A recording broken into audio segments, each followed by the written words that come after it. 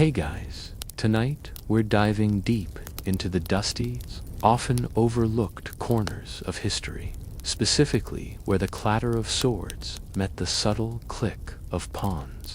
Imagine, if you will, the flickering torchlight illuminating a medieval war tent, the air thick with the scent of damp earth, and perhaps a lingering whiff of unwashed armor. You're not just observing, you're there, huddled close, listening to the whispered strategies that aren't about troop movements on a muddy field, but on a checkered board. You see the worried furrows on a commander's brow as he contemplates a bishop's diagonal threat, a king's vulnerable position, or the relentless march of a lowly pawn. This isn't just a game to them, it's a mirror, a prophecy, a training ground for the brutal reality awaiting outside the tent flaps. You probably won't survive this journey with your assumptions intact, because the line between playful strategy and deadly combat blurred far more than you'd ever suspect. So, before you get comfortable, take a moment to like the video and subscribe, but only if you genuinely enjoy what I do here. And hey, let me know in the comments where you're listening from and what time it is for you. Now, dim the lights, maybe turn on a fan for that soft background hum, and let's ease into tonight's journey together. Our story begins not with a roar of battle, but with the quiet arrival of a game, a pastime that would insidiously weave itself into the very fabric of medieval society and, surprisingly, reshape the nature of warfare. We're talking, of course, about chess, originating in India as chaturanga, meaning for divisions of an army: infantry, cavalry, elephants, and chariots. It was more than just a game. It was a simulation. You can almost feel the desert wind on your face as you envision it traveling piece by piece across vast stretches of land, carried by traders, scholars, and soldiers along the Silk Road. It wasn't a sudden invasion, but a gradual, quiet infiltration. Think of it like a new viral dance craze, slowly making its way from one royal court to another, only instead of the floss. It was strategic thinking and abstract combat. The initial journey of chess was a slow burn. It filtered through Persia, where it became shatranj, and the elephant pieces, for instance, transformed into fiels or advisors, reflecting a slight cultural shift in their roles. Imagine the scribes and scholars in Baghdad meticulously copying manuscripts, and then, after hours, hunched over a board, moving these carved pieces, not just for amusement, but perhaps unconsciously honing their minds for more complex logistical problems. It wasn't just entertainment, it was intellectual calisthenics. By the 10th century, you find it trickling into Europe via the Islamic conquest of Spain. You can almost hear the soft splash of oars as dhows crossed the Mediterranean, carrying not just spices and textiles, but also these curious little wooden figures. When chess finally landed on European shores, it wasn't greeted with fanfare or trumpets. It was a subtle introduction, often through noble courts in places like Cordoba and Toledo, where intellectual exchange between Christian, Jewish, and Muslim scholars flourished. You might picture a bewildered European noble, more accustomed to jousting or hunting, being introduced to this abstract war game. So, you move this horse dash thingy ... like an L, he might ponder, scratching his head under a heavy helmet. The initial reaction was probably a mix of intrigue and utter confusion. It required a different kind of strength, a mental agility that wasn't immediately apparent to someone whose primary skill was swinging a broadsword, but it caught on. Oh, did it catch on? Quickly, it became a symbol of status, a marker of intellectual prowess. You weren't just playing a game. You were demonstrating your strategic mind, your foresight, your ability to plan several moves ahead. Imagine a medieval king, bored with endless feasting and administrative duties, turning to the chessboard. Here, on this miniature battlefield, he could experiment with tactics, test theories, and make mistakes without losing a single real soldier or a single acre of land. It became the ultimate war room, a safe space for dangerous ideas. Historians still argue whether the widespread adoption of chess among the nobility truly reflected an innate strategic aptitude, or if it simply became a fashionable way to appear strategically adept. Was it genuine intellectual engagement, or just a very elaborate status symbol, like owning the latest medieval equivalent of a fancy sports car? The pieces themselves, as they crossed cultural boundaries, underwent fascinating transformations. The elephant, not common in Europe, morphed into the bishop, with its distinctive mitre-like head reflecting the growing power of the church. The vizier, or advisor, became the queen, a change that would have profound implications for the game's dynamics, but we'll get to her later. The chariot, often an unidentifiable block in early Islamic sets, became the castle or rook, a fortified tower, perfectly embodying the defensive strongholds of European warfare. You can almost hear the clatter of stone on stone as you imagine these pieces being carved, not just as abstract representations, but as tangible miniatures of the world around them. This wasn't merely cosmetic. The very essence of the game, its abstract nature, allowed for a deeper engagement with military principles. When you push a pawn forward, you're not just moving a piece of wood. You're committing a foot soldier to a potentially perilous advance. When you sacrifice a knight, you're weighing the cost of a valuable unit against a greater strategic gain. It teaches you about lines of attack, about flanking maneuvers, about the importance of a strong center. Think of it as the original virtual reality training simulator for medieval warlords. Before computers, before even detailed maps were common, the chessboard offered a dynamic, interactive model of conflict. Consider the sheer repetitiveness. A knight, a duke, or even a king would spend hours, days, perhaps weeks, playing chess. They would lose, they would win, they would analyze their mistakes. This wasn't just about memorizing openings. It was about internalizing patterns, understanding cause and effect in a complex system. You learn to anticipate your opponent's moves, to set traps, to feign weakness, only to spring a devastating counterattack. It's the kind of mental exercise that directly translates to the battlefield.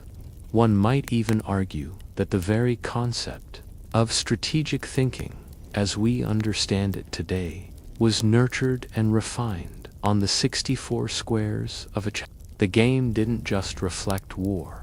It actively, if subtly, shaped how war was conceived and executed. The widespread availability of chess sets, even simple ones carved from wood or bone, meant that this intellectual training wasn't limited to the highest echelons of society. While the exquisite ivory sets adorned royal tables, simpler versions found their way into monasteries, garrisons, and even merchant homes. Imagine a group of foot soldiers, off-duty, huddled around a crudely carved board, arguing over a blunder.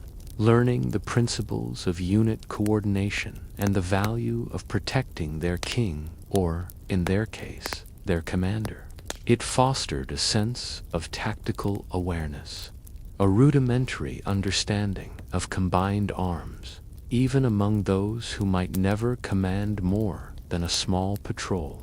It was the democratization of strategic thought, long before universal education or military academies. And that's the kicker. This game, designed centuries earlier in a distant land, became a universal language of strategy in medieval Europe. It transcended language barriers and cultural differences. A French knight could play a German noble, or an English lord could play a Spanish cleric, and despite speaking different tongues, they communicated perfectly through the silent, universal language of the chessboard. It became a neutral ground for competition, a way to test wits without drawing blood. Yet, the lessons learned, the mental muscles flexed, were anything but neutral.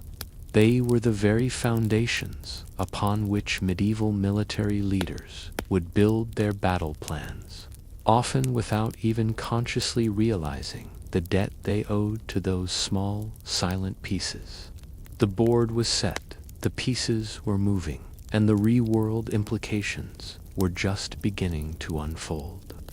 As chess settled into its new European home, it wasn't content to remain a mere imported curiosity. Oh no, it began to change, to adapt, to morph into something uniquely medieval European, much like a traveler adopting local customs and clothing. You see, the early forms of chess, directly inherited from the Arabic shatranj, felt a little sluggish by European standards. The queen, for instance, was a rather weak piece, only able to move one square diagonally at a time. The bishop was similarly constrained, hopping 2 squares diagonally, always landing on the same color. It was strategic, yes, but perhaps lacked the dynamic, brutal energy that characterized medieval European life. Imagine a boisterous knight, used to the thunder of hooves and the clash of steel, sitting down to a game where the most powerful piece shuffles about like a nervous butler. It just didn't quite resonate with the dominant warrior culture. So, almost imperceptibly at first, then with accelerating momentum, the rules began to evolve. These wasn't official decrees from some grand chess council, mind you. These were organic changes, spread by word of mouth, by noble playing noble, by monks teaching novices. It was a bit like how slang words develop. No one decides them, they just happen, and then suddenly everyone's using them. The most dramatic, and arguably most impactful, of these changes was the empowerment of the queen. Initially, as we mentioned, she was the vizier, a modest piece. But sometime in the late 15th century, she transformed into the formidable, multi-directional powerhouse we know today. You can almost hear the collective gasp of players as this new, supercharged piece was introduced. Suddenly, she could move any number of squares in any direction, horizontally, vertically, diagonally. This wasn't just a rule change, it was a revolution. It injected a dizzying new level of complexity and aggression into the game. Previously, games were often long, drawn-out affairs, focusing on slow, grinding positional play. With the new queen, sudden, devastating attacks became possible. It sped up the game, making it more dynamic, more thrilling, and arguably a better mirror for the swift, decisive, and often brutal nature of medieval battles. Think about the implications of this. A game that had been a slow siege became a rapid skirmish. It demanded quicker thinking, more audacious sacrifices, and a far greater understanding of interconnected threats. You had to protect your king, but now the most powerful piece on the board could strike from anywhere. This wasn't just about moving pieces. It was about managing a force with unprecedented offensive capabilities. Historians still argue whether the Queen's newfound power was a reflection of the increasing influence of powerful female figures in European courts, like Isabella I of Castile or Elizabeth I of England, or if it was simply a natural evolution to make the game more exciting and challenging. Perhaps it was a bit of both, a cultural echo bouncing back onto the chessboard.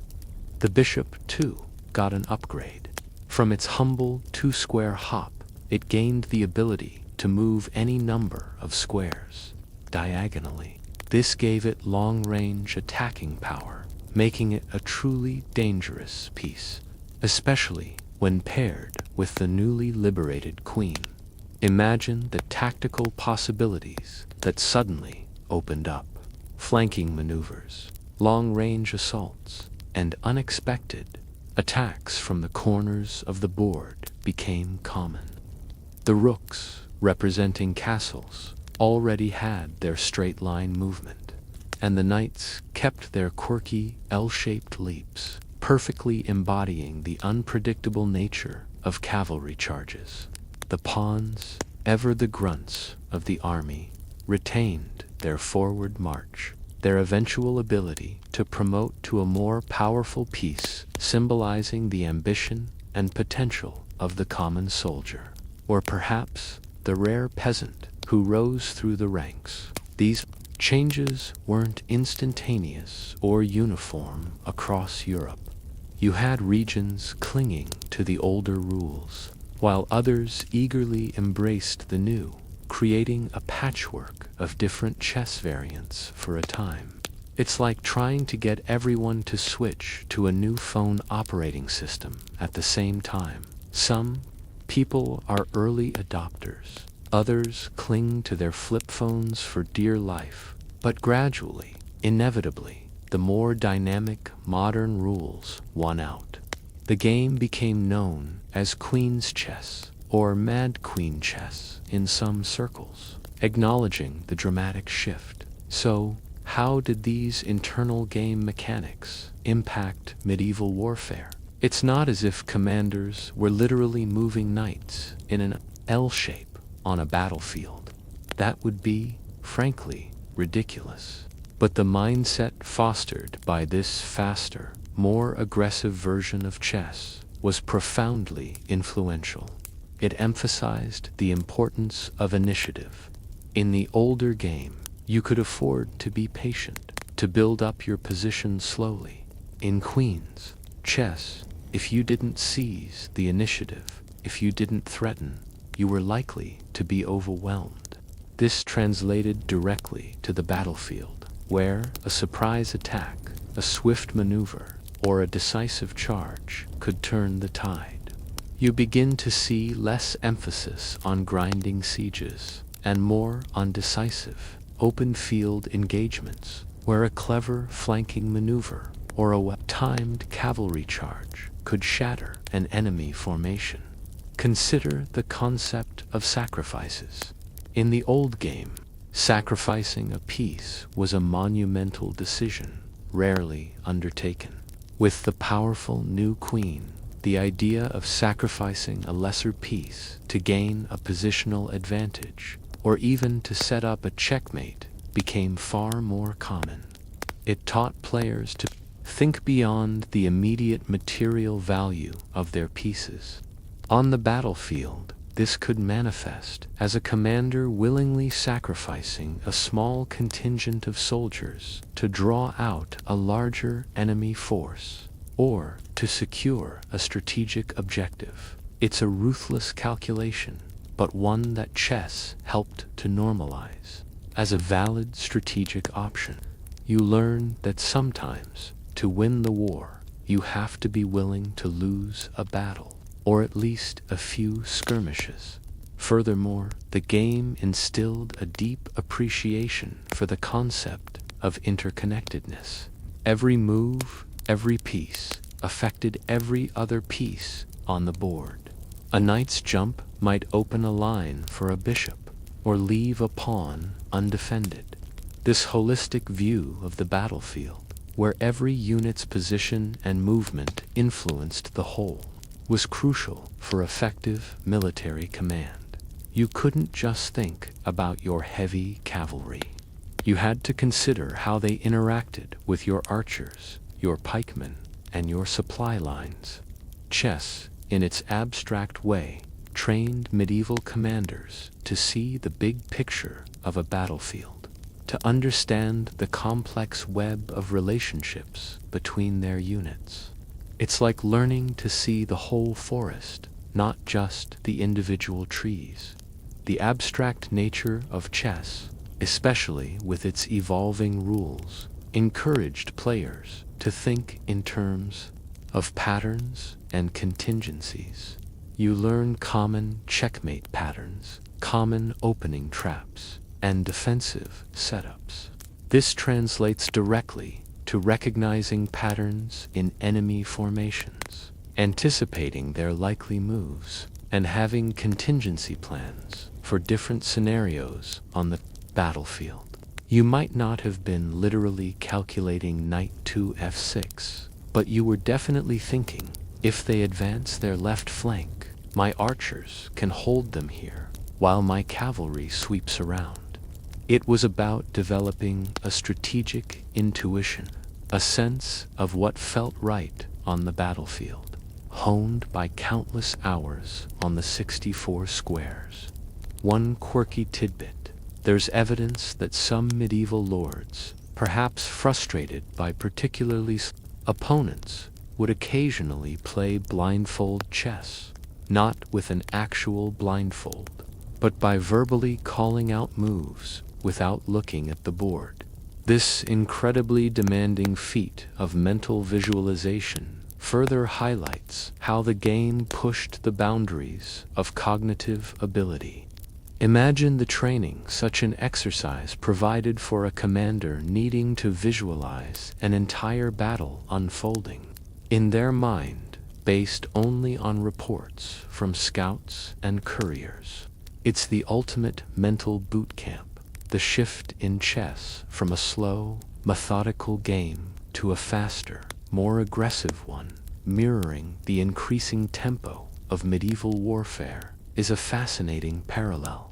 As weaponry improved and siegecraft became more sophisticated, battles themselves often became more decisive, less about grinding attrition and more about swift maneuvers and overwhelming force. The game of chess, in its evolution, prepared the minds of commanders for this new reality. It wasn't just a pleasant pastime. It was a psychological forge, hammering out the mental tools necessary for success in an increasingly complex and dangerous world. The chessboard wasn't just a representation of war. It was, in a very real sense, a catalyst for the evolution of military thought itself.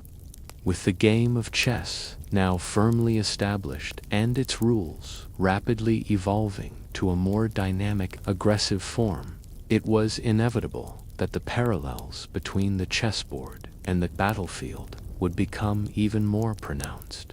You see, it wasn't just a game that reflected war. It became a powerful metaphor for war, a mental sandbox where the strategies of command, control, and combat could be explored without actual bloodshed.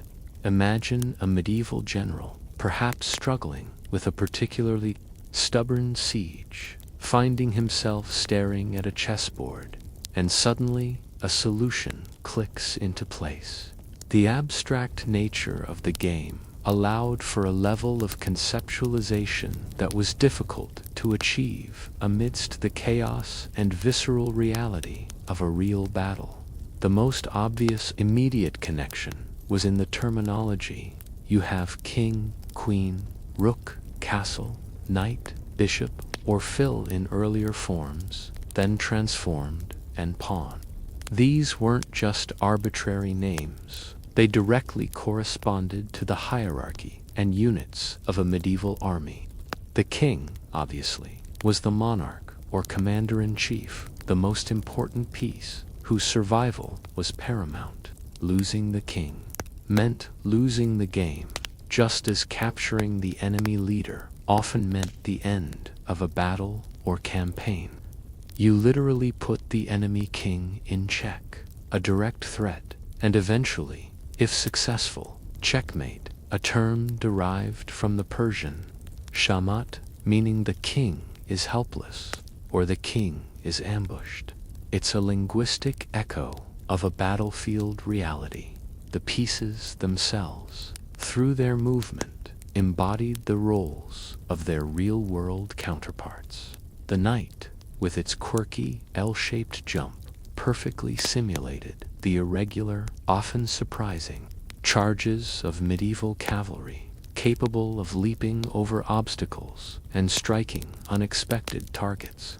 You can almost hear the thundering hooves and the shouts of the riders as you move that little wooden horse.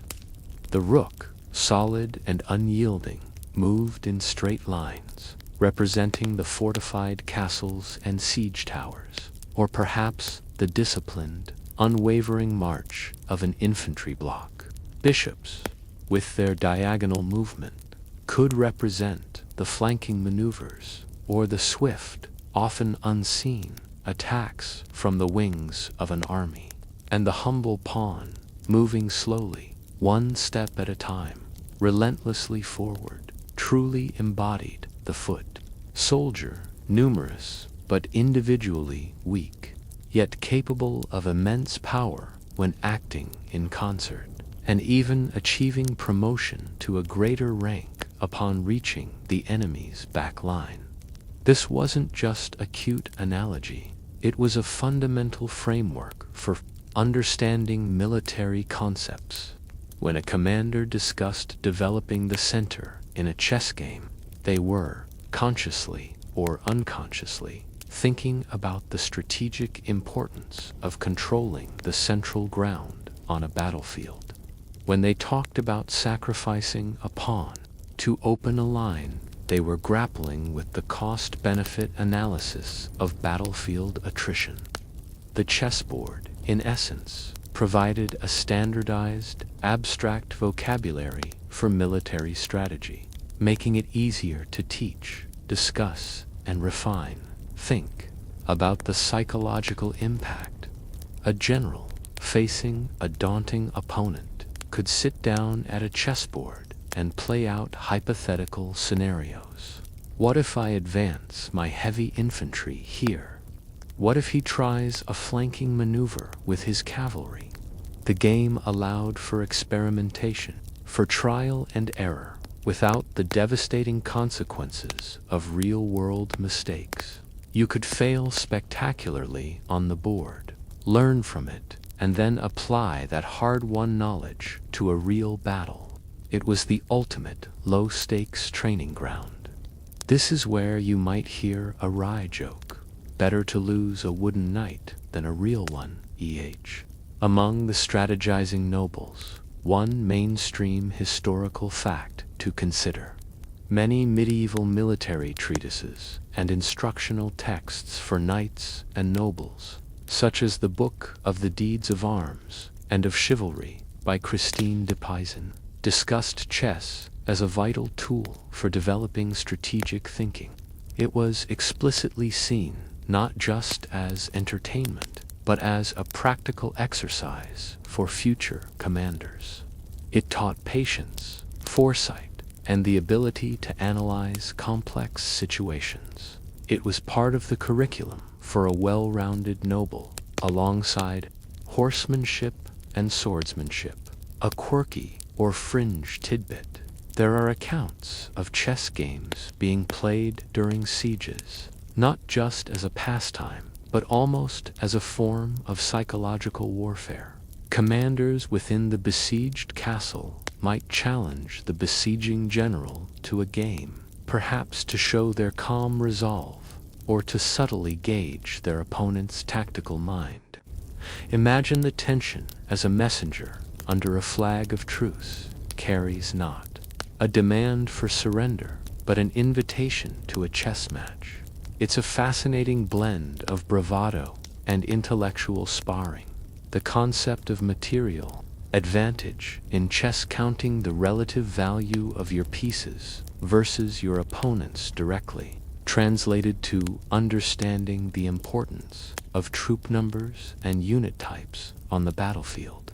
A knight might be worth 3 pawns, but sometimes sacrificing that knight to capture a rook worth 5 pawns was a winning trade. This taught commanders to assess the value of their units, not just in raw numbers, but in their strategic utility. It wasn't always about having more men. It was about how you used the men you had and what their specific capabilities were. You learn that sometimes you give up a little to gain a lot.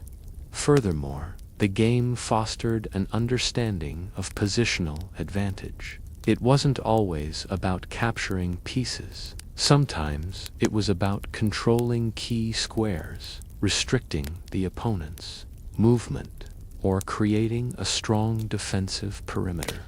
This is directly analogous to controlling strategic high ground, choke points, or vital supply routes on a battlefield. A commander might not be able to wipe out the enemy army, but by controlling key territories, they could starve them out or force them into a disadvantageous engagement.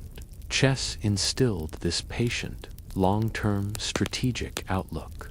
Historians still argue whether medieval commanders, before the widespread adoption of chess, possessed as refined a concept of positional play on the battlefield as they did after the game became ubiquitous. Did chess create this strategic concept, or simply provide a perfect framework for an existing one?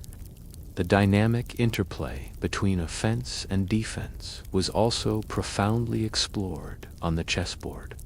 You learn that a strong attack often leaves you vulnerable elsewhere, and that a solid defense can absorb blows until an opportunity for a counterattack arises.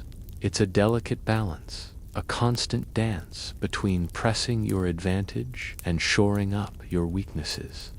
This ebb and flow is the very essence of military engagement, and chess provided a safe, repeatable environment to practice this intricate rhythm. You could try out different defensive formations, see how they held up against various attacks, and then switch to an offensive posture when the moment was right. It was a fluid, adaptive, strategic environment. The sheer unpredictability of chess, despite its structured rules, also mirrored the inherent chaos of war. No two games are ever truly identical, just as no two battles ever unfold exactly as planned. You had to be able to adapt, to improvise, to respond to unexpected moves from your opponent. This cultivated mental flexibility, a crucial trait for any military leader. A good commander wasn't just someone who could execute a plan, but someone who could pivot when the plan went awry. Chess taught you to expect the unexpected and to have a backup plan for your backup plan. It was a constant exercise in problem solving under pressure, albeit without the actual pressure of imminent death. In essence, chess transformed the intangible concepts of strategy and tactics into a concrete, playable form. It took the messy, bloody reality of medieval warfare and abstracted it into a clean, intellectual challenge.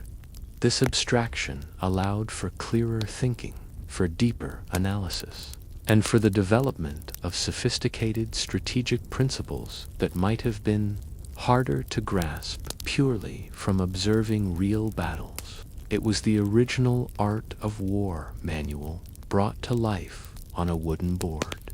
The lessons learned, the mental habits formed, and the strategic vocabulary acquired through countless hours of play became deeply embedded in the minds of the military elite. It truly was more than just a game. It was a powerful, subtle force shaping how medieval leaders conceived of, planned, and executed their campaigns. The stage was set for these strategic insights to manifest directly on the battlefield. Having established chess as the ultimate strategic playground, its influence began to extend beyond mere conceptual understanding, subtly bleeding into the actual design and execution of military formations. You might not immediately connect a chessboard to a phalanx or a shield wall, but the principles of spatial control, unit synergy, and lines of attack, honed over countless games, found tangible expression on the muddy fields of medieval Europe. Commanders, steeped in the abstract logic of the game, began to unconsciously, or perhaps even consciously, apply its patterns to the real-world deployment of their troops. Imagine a medieval battle commander, perhaps a seasoned veteran who has spent countless hours pondering the optimal placement of his rooks and knights.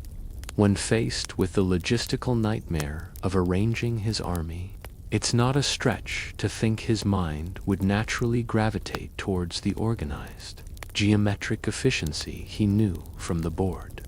You see the influence in the increasingly sophisticated use of blocks of infantry, reminiscent of the solid, forward-moving pawns or the unyielding rooks. These formations, often deep and disciplined, were designed to absorb charges, hold ground, and advance steadily, much like a well-structured pawn chain. You can almost feel the rhythmic stomp of thousands of feet, a living, breathing chess piece moving across the landscape. The concept of a center control, so vital in chess, became a paramount concern on the battlefield. Just as controlling the central squares on the board gives you more options and restricts your opponent, controlling the high ground or a strategic crossroads could dictate the entire flow of a battle. Commanders would strive to establish a strong central force, anchoring their lines and using it as a pivot for flanking maneuvers. This wasn't just about raw power, it was about positioning, about creating a strong base from which to launch attacks and defend against incursions. Consider the role of the flanks. In chess, the flanks are where your knights and bishops often operate, looking for opportunities to attack weaknesses or support the center. On the battlefield, cavalry and archers were frequently deployed on the flanks, ready to envelop an enemy, harass their lines, or protect the main infantry block. The idea of unprotected flanks being a fatal vulnerability, a concept easily grasped on the chessboard, became a critical tactical consideration for commanders. You wouldn't leave your king exposed, just as you wouldn't leave your army's sides open to a devastating cavalry charge. It's a concept that feels instinctively right once you've played enough chess. The rise of more complex, multi-layered formations can also be seen through this lens. Early medieval battles were often chaotic melees, but as the centuries progressed, you see armies deploying in more nuanced ways. A vanguard, a main battle array, and a rearguard, or multiple battles, divisions arranged in a checkerboard pattern. This created depth, allowed for reserves, and enabled more flexible responses to enemy movements. It's not unlike the way a chess player uses multiple pieces to cover key squares and support each other, creating a layered defense or a multi-pronged attack. You might have archers in front, then pikemen, then knights in reserve, each fulfilling a specific role, much like the distinct capabilities of chess pieces. A mainstream historical fact here: the Swiss pike phalanx, a dominant infantry formation in the late medieval period, exemplifies this kind of structured, almost chess-like, tactical thinking. These disciplined blocks of pikemen, moving with terrifying precision, were incredibly difficult to break. Their strength lay not just in individual bravery, but in their collective, coordinated movement, creating a wall of steel, much like a solid line of pawns defending their king. Their success forced other European powers to rethink their military strategies, shifting away from reliance on heavy cavalry alone. A quirky or fringe tidbit: there are apocryphal tales, particularly from the Crusades, of commanders sketching out battle plans on makeshift boards, sometimes even using pebbles or dried dates as proxies for their troops. While likely exaggerated for dramatic effect, it highlights the intuitive link between the game's abstract representation and the practicalities of troop deployment.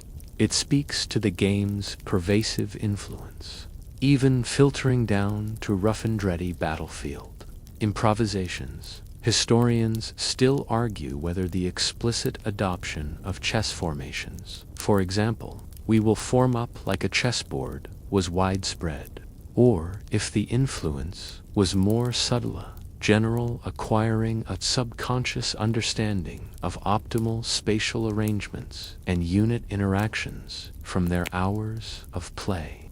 It's unlikely they drew a grid on the ground, but the mental model certainly informed their choices.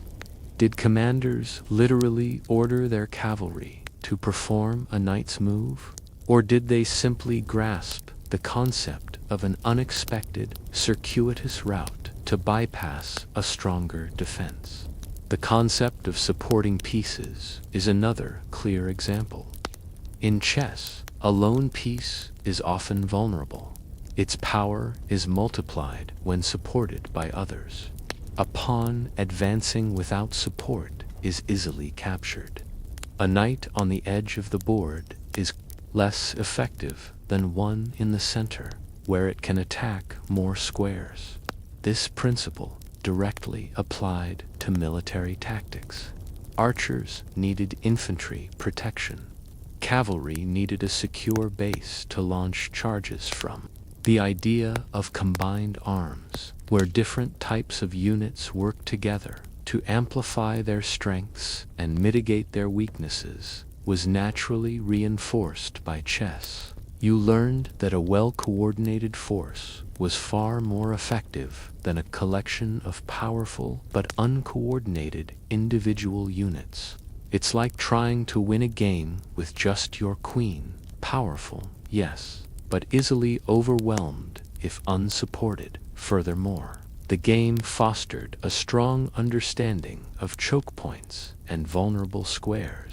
In chess, certain squares are strategically vital, and controlling them can cripple an opponent's position. On the battlefield, this translated to understanding the importance of narrow passes, bridges, river crossings, or even a strategically vital hill. Commanders would intuitively recognize these key squares on the terrain and prioritize their capture or defense, just as they would a crucial square on the chessboard. Losing control of such a point could be as devastating as losing a major piece. You also learned about the importance of reserves. In chess, holding back pieces, keeping them off the main board of engagement until the opportune moment, is a crucial tactic. These reserve pieces can be used to exploit weaknesses, counter an unexpected attack, or deliver the decisive blow.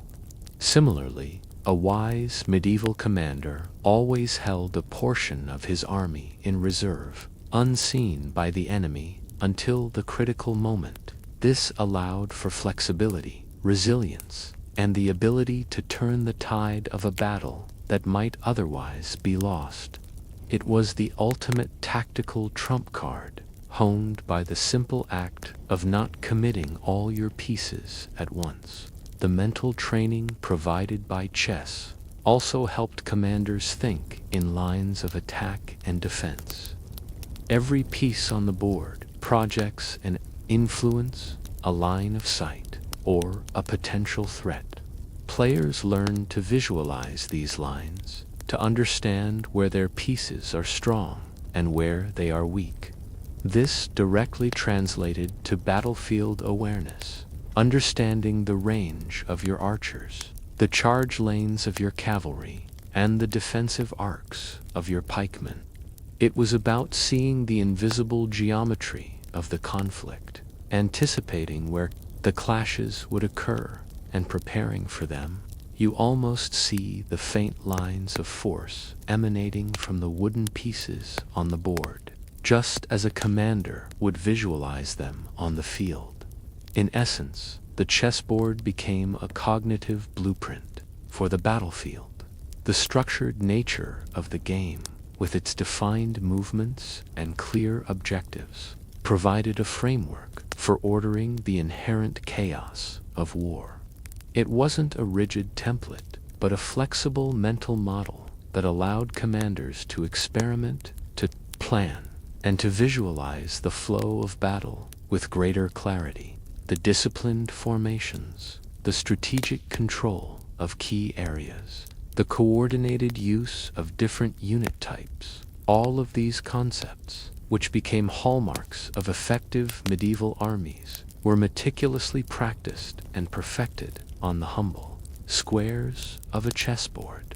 It helped bridge the gap between abstract strategy and physical deployment, ensuring that the lessons learned from a harmless game could save countless lives or end them on the battlefield. Of all the pieces on the chessboard, the knight, with its distinctive L-shaped movement, holds a peculiar fascination, and its influence on medieval warfare, particularly on the deployment and understanding of cavalry tactics, is far more than mere coincidence. You see, the knight piece isn't just a horse. It embodies the very essence of medieval mounted warfare: agility, surprise, and the ability to strike where least expected. For a medieval commander, moving that little wooden knight across the board was a direct, albeit abstract, rehearsal for unleashing the thunderous power of real cavalry on the battlefield. Imagine you're a knight yourself, encased in steel, perched atop a powerful warhorse. You're not just a brute force, you're a precision instrument. Your ability to charge through open ground, to wheel around flanks, and crucially, to leap over enemy formations or obstacles, made you the ultimate shock troop of the medieval age. The chess knight perfectly encapsulates this. It doesn't move in predictable straight lines like a rook or a queen. It makes a hop, a sideways jump, often bypassing direct lines of defense to land in a vulnerable spot. This non-linear movement was a revelation for strategic thought, reflecting the disruptive potential of mounted warriors. Before chess, battlefield cavalry charges were often massive, direct assaults, relying on sheer momentum and the terror they inspired. But as commanders became more proficient in chess, they began to grasp the nuanced, indirect ways in which cavalry could be used. You start to see more sophisticated maneuvers, feigned retreats to draw out the enemy, flanking attacks that targeted an opponent's vulnerable rear, or rapid deployment to reinforce a crumbling section of the line. These weren't just random acts. They were calculated risks, often inspired by the unexpected angles of attack that a chess knight could exploit. It's like watching a modern general use special forces, not a frontal assault, but a surgical strike from an unforeseen direction. Consider the concept of a fork in chess, where a knight simultaneously attacks two or more valuable enemy pieces. This strategic idea, drilled into players through countless games, translated to the battlefield as a general attempting to create a situation where the enemy had to choose between two equally devastating losses. You might see a cavalry unit feinting towards one part of the enemy line, drawing their attention, while a smaller, more agile force wheeled around to strike a weaker point elsewhere.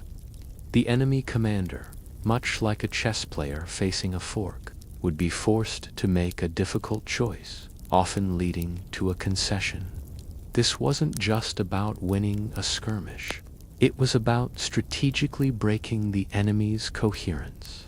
In 1066, though predating the full European integration of chess, saw Norman cavalry employ repeated feigned retreats, drawing the disciplined Anglo-Saxon shield wall into breaking its formation, at which point the Norman cavalry would turn and charge into the now disordered ranks.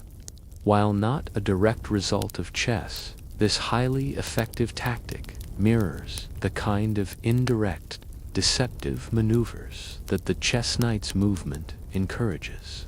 Later, medieval battles, where cavalry were often used more as mobile reserves or flanking forces than simply as battering rams, show an increasing sophistication in their deployment, consistent with the lessons learned on the chessboard. A quirky or fringe tidbit: there are accounts, albeit rare and often from fictionalized chivalric romances, of knights having personal chess sets crafted with their heraldic symbols on the pieces.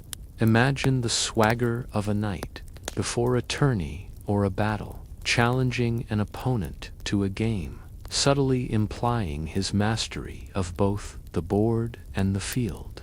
It was a way of saying, I'm not just strong, I'm smart too. It's the medieval equivalent of bragging about your tactical prowess in a gaming lounge. Historians still argue whether the speed of strategic decision-making in actual cavalry engagements was genuinely influenced by the faster pace of Queen's chess.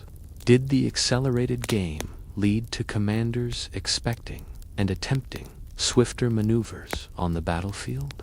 It's a chicken and egg question, but the correlation is compelling. The more fluid and dynamic chess became, the more flexible and adaptive cavalry tactics appear to have become. The mobility of the knight piece also highlighted the importance of rapid redeployment of cavalry.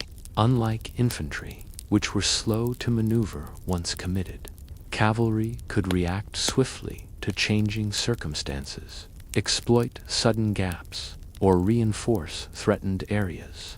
The chess knight, able to traverse the board relatively quickly and independently, instilled this understanding of speed and flexibility. A commander would look at a map, much like a chessboard, and identify opportunities for a quick cavalry dash to turn the tide, or to secure a vital position.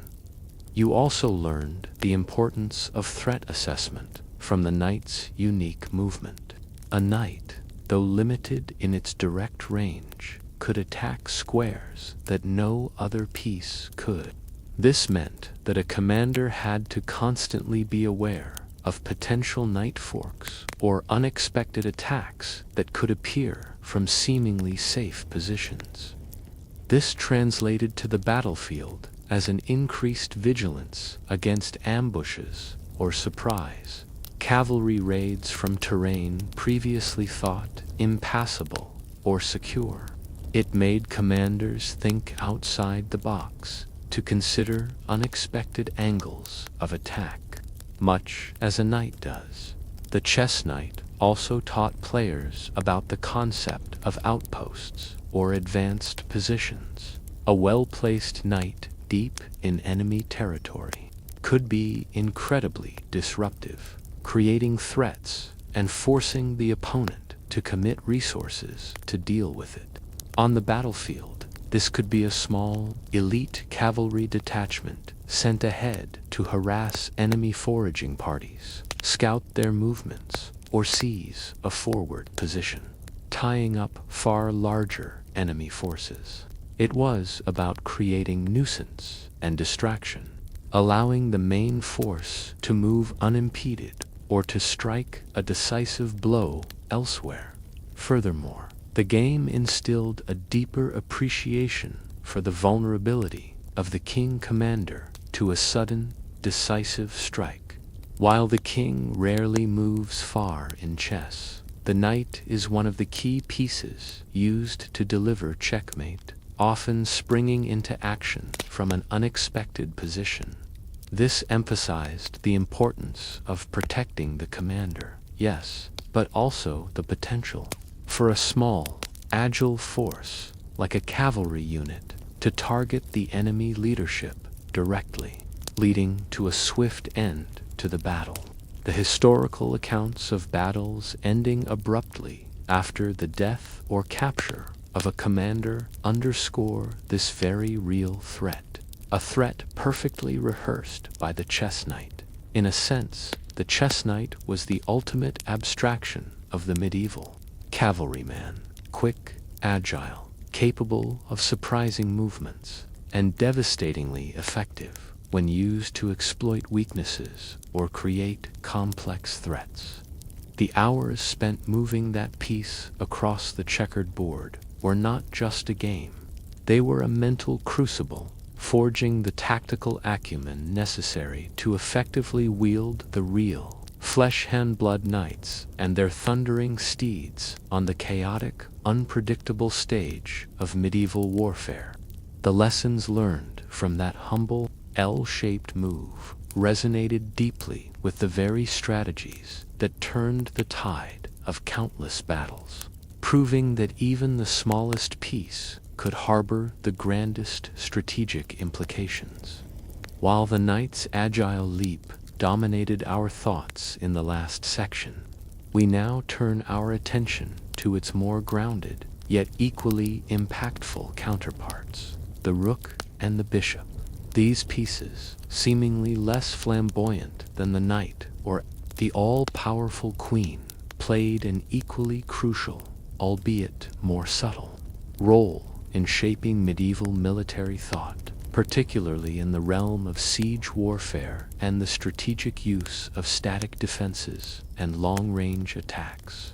You see, when you move a rook or a bishop on the chessboard, you're not just sliding a piece.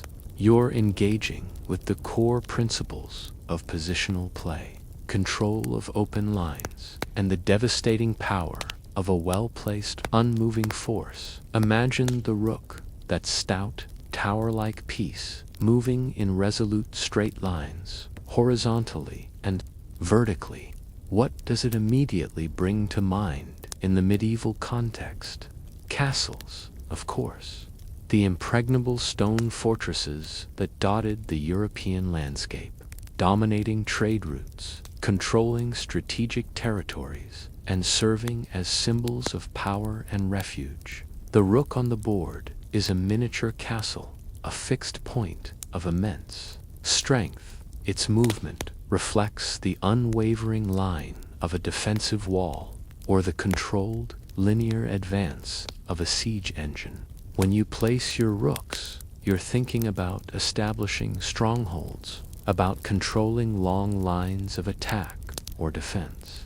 Much like a medieval lord would think about the placement of his keeps and curtain walls, the concept of fortification and holding strategic points was profoundly reinforced by the ruick in chess. A rook on an open file, a clear line is a powerful piece, dominating a significant portion of the board. Similarly, a well-garrisoned castle, positioned to command a vital river crossing or a mountain pass, could exert immense influence over the surrounding region, forcing enemies to either bypass it and leave a threat in their rear, or undertake a costly siege. This direct correlation taught commanders the enduring value of fixed defenses, of establishing strong points that could withstand direct assault and control lines of communication. You learn that sometimes the best defense is a good defense, and that a strong base allows for greater freedom of movement for your other, more mobile pieces. Now, consider the bishop. With its diagonal movement, it might seem less directly analogous to a specific military unit, but its power lies in its ability to strike from unexpected angles and to control long, often overlooked lines across the board. Think of it as a ranged weapon or a flanking force, operating with a different kind of precision. Just as a bishop can sweep across the board to deliver a check from a distance, or support an attack from afar, so too did medieval siege engineers. And artillery, when it began to appear, developed ways to project force over distances, to undermine walls, or to shower defenders with projectiles. A mainstream historical fact. The development of increasingly sophisticated siege engines throughout the medieval period, from trebuchets to mangonels and later early carlins, directly parallels the long-range, linear, or diagonal attacks represented by the rook and bishop. These machines weren't about close-quarters combat.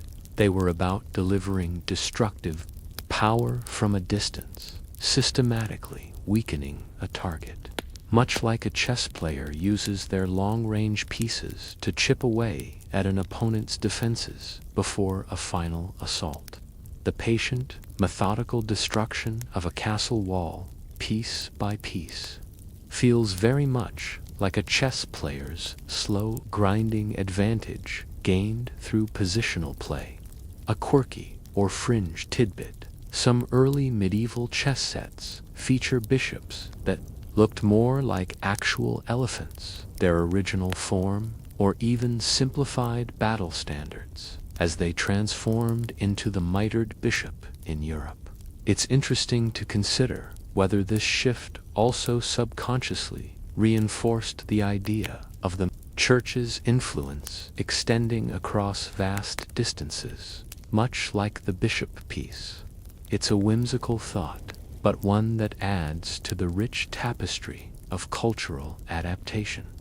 Historians still argue whether the mathematical principles of trajectory and angles inherent in the bishop's movement unconsciously influenced the empirical development of medieval ballistics for siege engines. Did seeing the diagonal lines of attack on a chessboard help engineers intuit how best to aim a projectile? Even without complex mathematical formulas, it's difficult to prove. But the consistent exposure to such visual patterns surely couldn't have hurt. The concept of battery in chess, aligning two or more pieces like a rook and queen, or two rooks along the same line to amplify their power, directly mirrored the concentration of force in siege warfare. Imagine lining up multiple trebuchets or catapults to focus their destructive power on a single section of a castle wall. This wasn't about individual machines. It was about their combined, overwhelming effect. Chess taught commanders the immense power of concentrating force along a single axis, patiently chipping away at a strong defense until it crumbled. You see two rooks controlling a file, and you immediately think of two siege towers battering a gate. Furthermore, the game instilled a deep understanding of defensive strongholds and choke points. A castle on a chessboard, well protected and commanding important squares, is a formidable obstacle. Similarly, real castles were designed to exploit terrain, to create choke points where attackers would be funneled into killing zones, and to provide elevated positions for missile defense. The strategic placement of rooks and the use of the board's edge as a natural defensive barrier translated directly to understanding the value of concentric castle walls, moats, and gatehouses. You learned that defending a narrow passage with a few pieces could hold off a much larger force, much like a well-fortified gate could thwart an entire army. The bishop's ability to attack from a distance and to target specific weaknesses that are otherwise protected also mirrored the strategic use of intelligence and reconnaissance in siege warfare. You don't just bash your head against the strongest part of the wall. You send out scouts, look for weak points, for a gate that isn't quite secure, or a section of wall that's vulnerable to undermining. The bishop, with its long-range diagonal strike, teaches you to find those obscure weaknesses, to exploit the gaps in an opponent's seemingly impenetrable defense. It's about seeing beyond the obvious, finding the indirect path to victory, even the patient, often slow. Nature of siege warfare itself finds a parallel in the methodical play often associated with the rook. Sieges could last for months, even years, a war of attrition where patience and logistics were as important as martial prowess. The chess player, carefully moving their rook to control a file, or pushing pawns forward to create an opening, engages in a similar long-term strategic game, a war of nerves and incremental gains. It's not about a sudden, glorious charge, but about the steady, grinding pressure that eventually forces a breakthrough. The interplay between rooks and bishops also reflects the concept of combined arms in siege scenarios. A bishop might open a diagonal line of attack, allowing a rook to move in for a check or to seize a vital square. Or a rook might hold a strong position while bishops harass the enemy flanks. This symbiotic relationship on the board taught commanders the importance of using their different units in concert to achieve a common goal, particularly in the complex, multifaceted operations of a siege. You learn that a battering ram needs covering fire, and that archers are more effective when protected by a strong defensive line. In essence, the rook and bishop, far from being secondary pieces, were central to instilling the principles of static defense, strategic fortification, long-range offense, and the patient, methodical destruction so vital to medieval siege warfare. The hours spent meticulously maneuvering these pieces across the chessboard were not just about mastering a game. They were about internalizing the very architectural and strategic logic of medieval strongholds and the persistent, often agonizingly slow, process of breaking them down. The quiet click of these pieces on the board echoed the dull thud of a trebuchet stone against a castle wall, or the relentless march of a siege tower, demonstrating that even in stillness, immense power could be wielded. From the towering rooks and the flanking bishops, we now descend to the most numerous, yet often undervalued, pieces on the chessboard, the pawns. These humble foot soldiers, advancing one square at a time, seemingly insignificant on their own, collectively embody the immense power and often tragic fate of the common infantryman in medieval warfare. You see, the pawn's journey across the chessboard is a profound metaphor for the foot soldiers' grinding reality, and the lessons learned from their coordinated movement directly influenced how medieval commanders viewed and utilized their most abundant resource. Imagine yourself as a medieval foot soldier, equipped with little more than a spear and a shield, perhaps a leather jerkin for protection. You're part of a block, a mass of humanity pushing forward, absorbing the first shock of a cavalry charge, enduring volleys of arrows, and engaging in brutal hand-to-hand combat. Your individual chances of glory are slim. Your strength lies in your numbers, your discipline, and your unwavering advance. This is the pawn.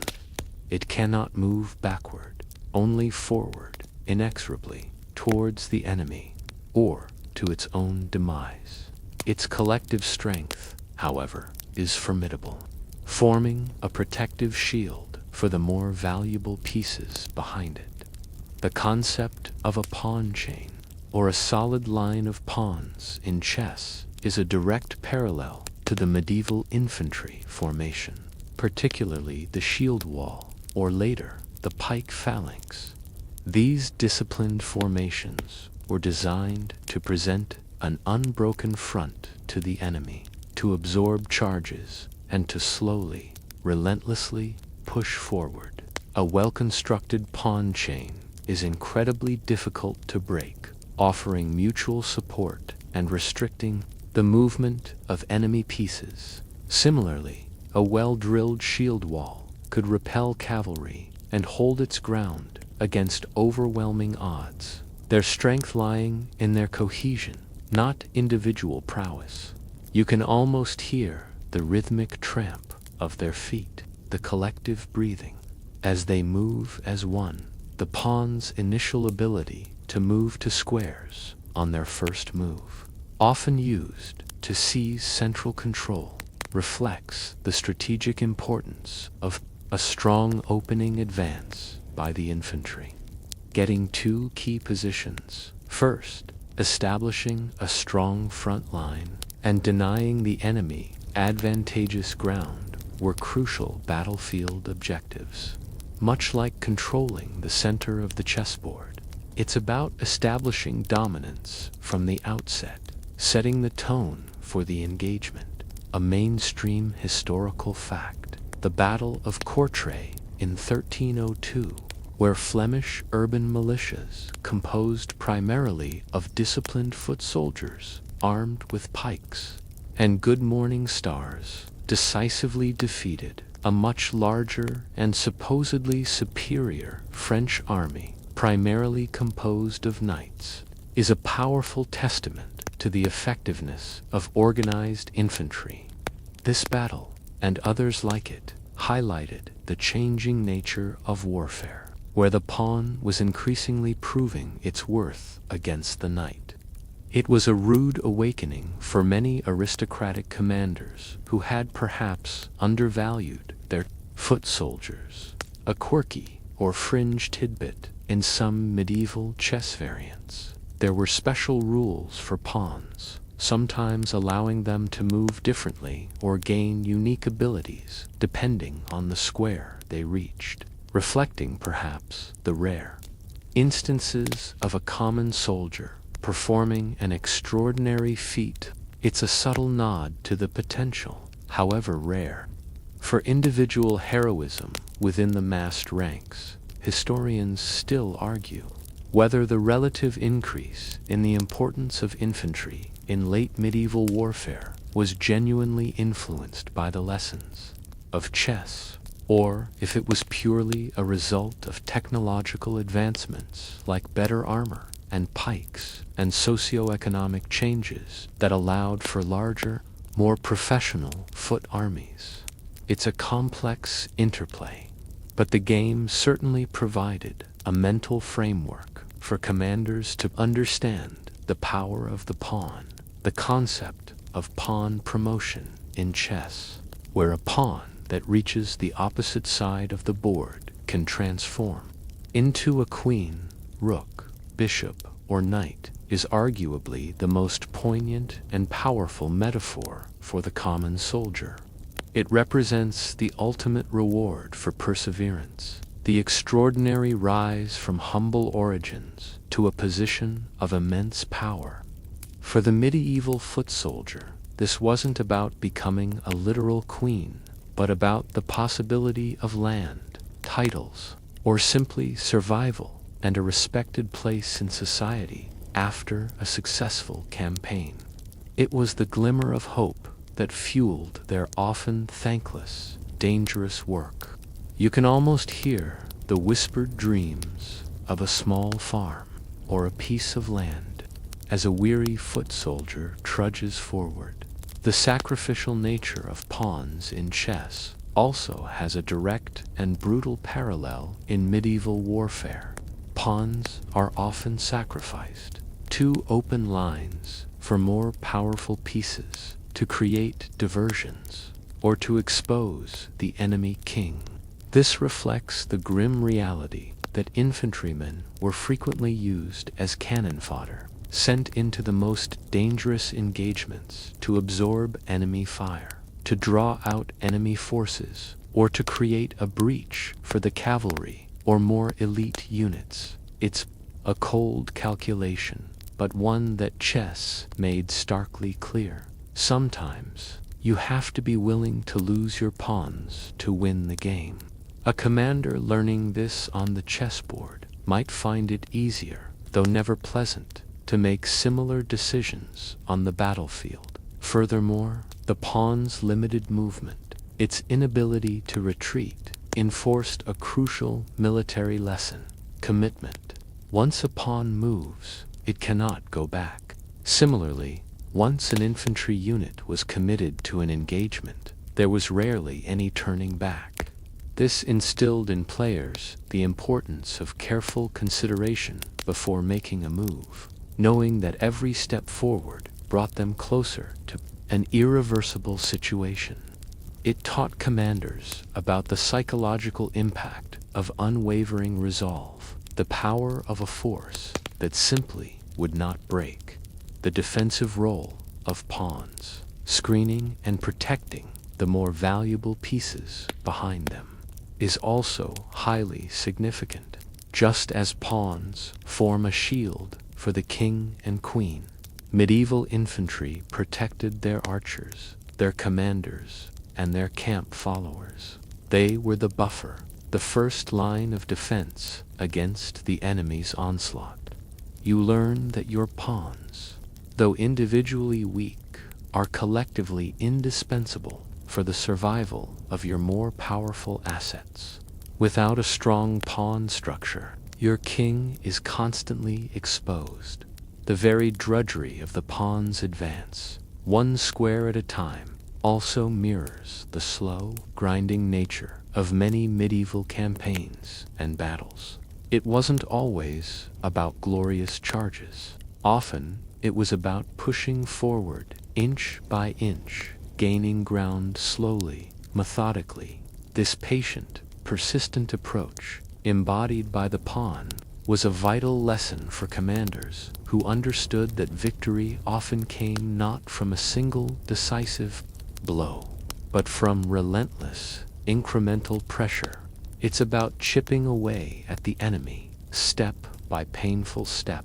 In essence, the humble pawn, far from being an afterthought, was perhaps the most relatable and foundational piece for understanding the practicalities of medieval ground warfare. It taught commanders the collective power of disciplined numbers, the grim necessity of sacrifice, the importance of commitment, and the potential for even the most common soldier to achieve greatness.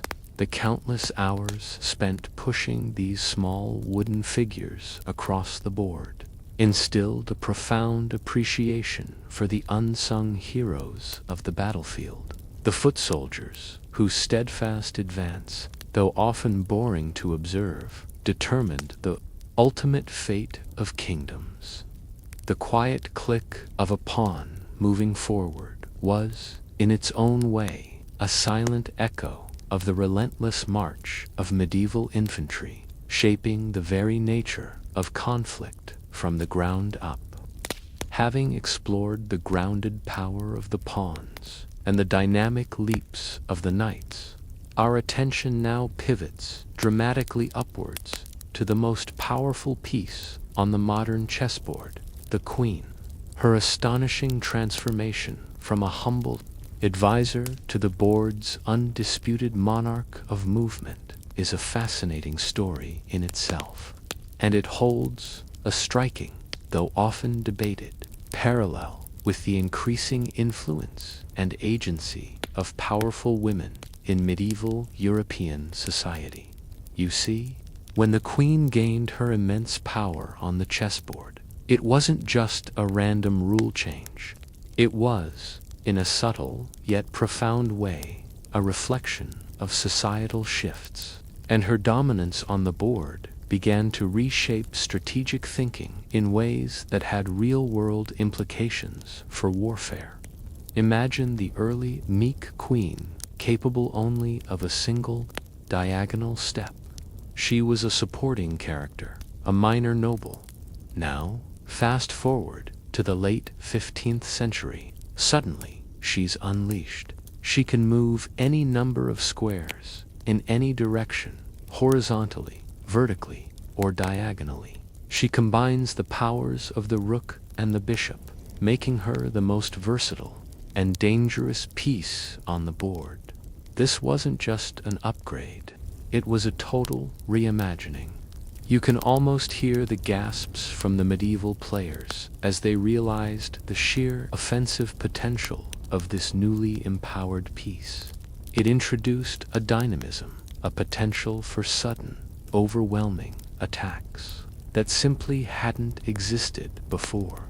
This dramatic empowerment of the queen on the chessboard coincides with a period in European history where several exceptionally powerful female figures emerged, exerting significant political and even military influence.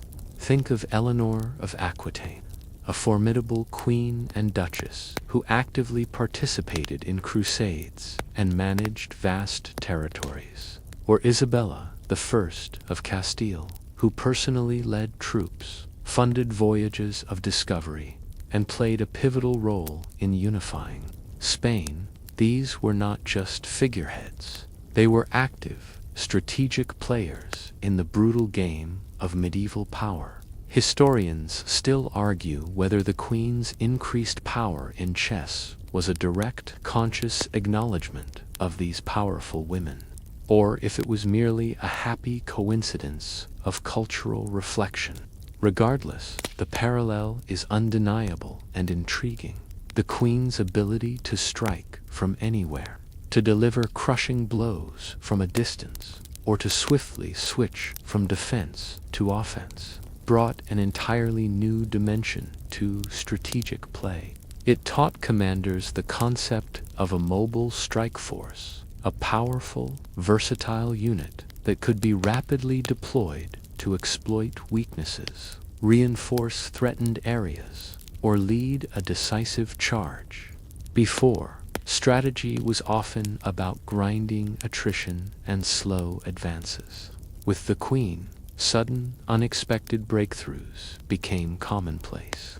This encouraged medieval commanders to think about concentrating powerful, versatile forces for swift, decisive actions, rather than relying solely on brute force or static defenses. You learn that a single, powerful unit, expertly maneuvered, can sometimes achieve more than a whole regiment, a mainstream historical fact. While not directly linked to the queen's chess move, the rise of powerful, professional mercenary companies in the late medieval period, often operating independently and capable of rapid deployment and decisive action, bears a conceptual resemblance to the queen's role. These were highly mobile, versatile forces that could quickly turn the tide of a battle or campaign. much like the queen could pivot to attack a new sector of the board.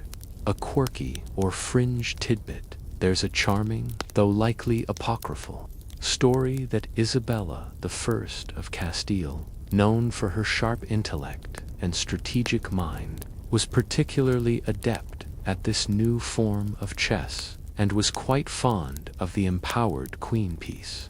Whether true or not, it speaks to the popular imagination, linking powerful female monarchs with the game's most dominant piece.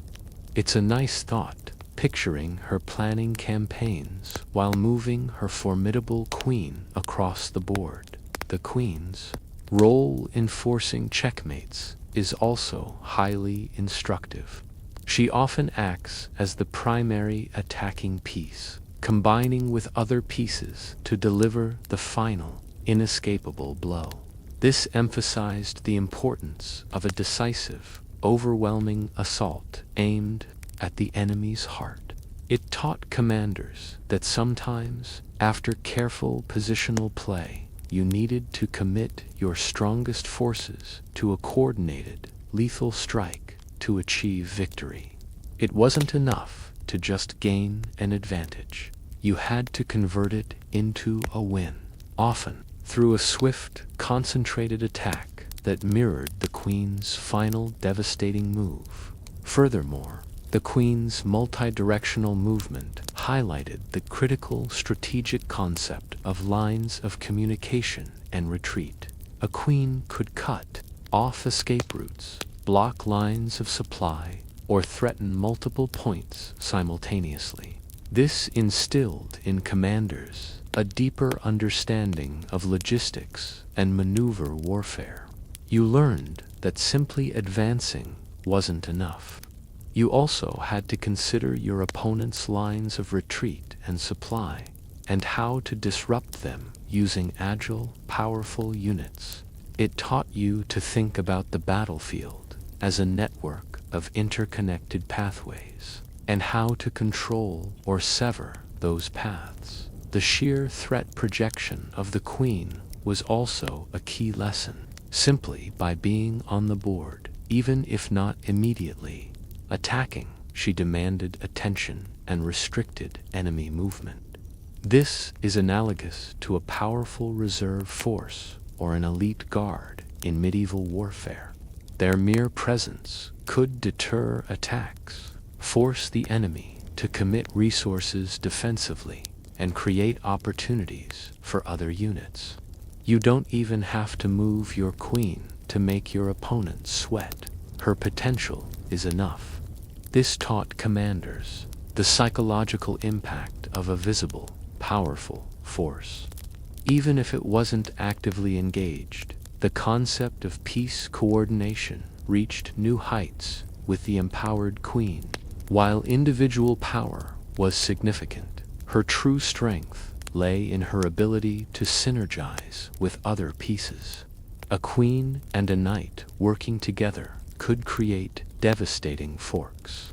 A queen and a rook could control an entire file and rank. This fostered a deep understanding of how different unit types could combine their unique strengths to achieve overwhelming force. It wasn't enough to have powerful units.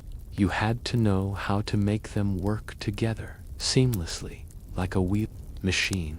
This translated to highly effective combined arms tactics on the battlefield, where cavalry, archers, and infantry supported each other in intricate maneuvers. The queen's influence also highlighted the strategic importance of tempo, the speed at which you develop your pieces and create threats.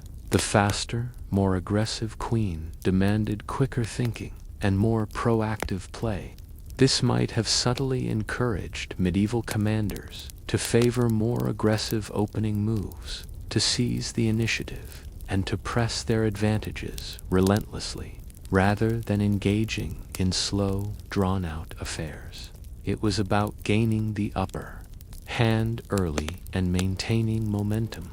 Historians still argue whether the psychological impact of seeing the queen as the most powerful piece on the board, representing aggressive action and decisive strikes, contributed to a shift in medieval military strategy towards more direct, battle-ending engagements, as opposed to prolonged sieges or skirmishes.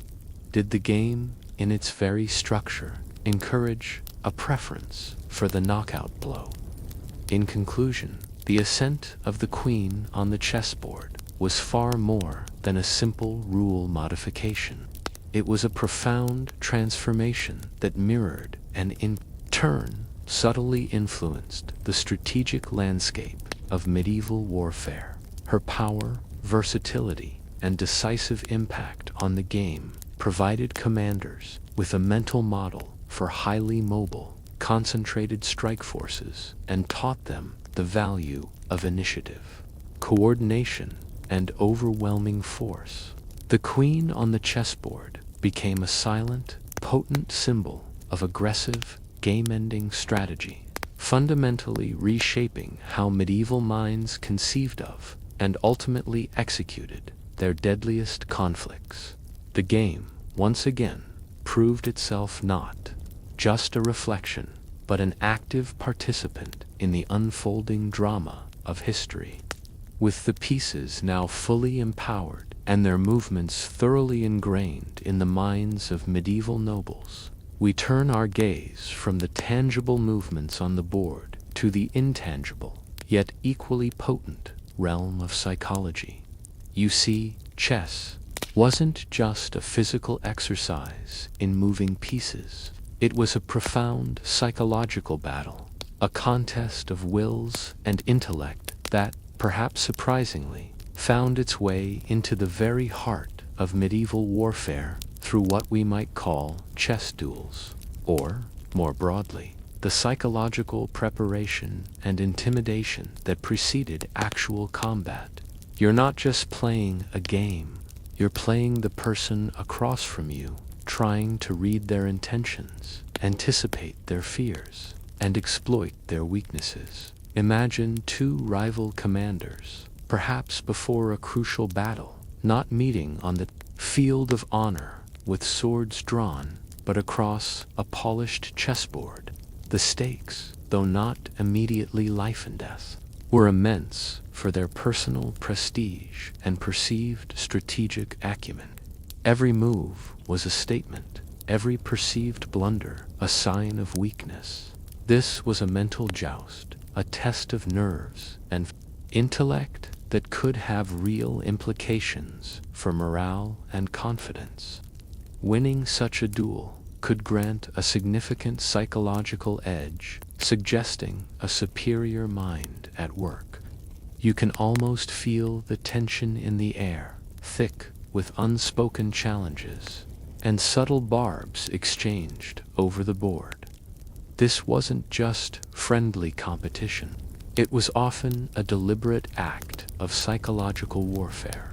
A commander known for his chess prowess might be seen as a master strategist, instilling fear in his opponents before the first arrow was even loosed.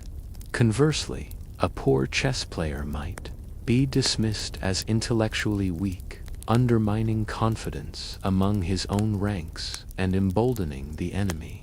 It was a subtle form of boasting, a demonstration of mental superiority that transcended physical strength. It was saying, without uttering a word, I am smarter than you, and I will outthink you on the battlefield too.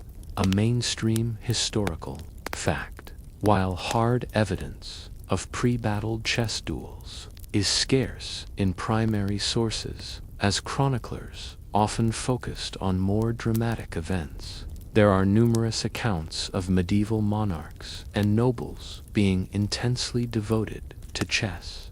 This devotion was partly for leisure, but largely because it was explicitly recognized as a tool for developing crucial leadership qualities, patience, foresight, and strategic thinking.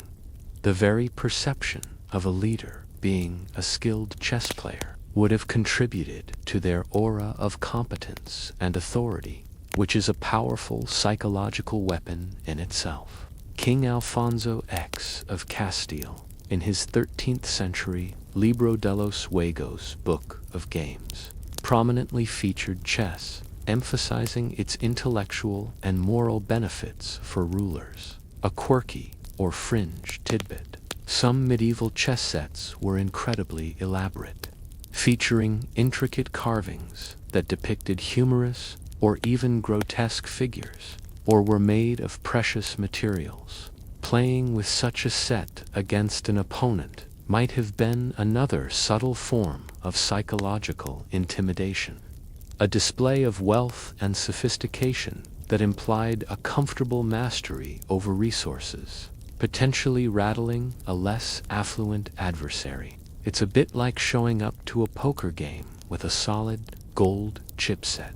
Historians still argue whether the display of chess prowess by a commander genuinely affected the morale of his own troops or the fear in his enemies, or if it was merely a retrospective justification for existing reputation. Was it a cause, or merely a symptom of a perceived strategic genius? The line is blurry, but the cultural understanding of chess as a tool for strategic thinking suggests a strong connection. The mental discipline fostered by chess was also a crucial psychological asset. In the heat of battle, panic and indecision can be fatal. Chess, with its demand for calm analysis under pressure, trained commanders to maintain their composure. You learn to assess a bad position without losing hope, to find defensive maneuvers when under attack, and to patiently wait for an opportunity to counter. This mental fortitude, practiced daily on the board, was invaluable when facing the terrifying realities of actual combat. You learn to keep a poker face, even when your king is staring down the barrel of a queen's check. The game also taught the psychological art of deception and feinting. In chess, you often make moves that appear to threaten one thing, while your real intention is to set up a different, more powerful attack.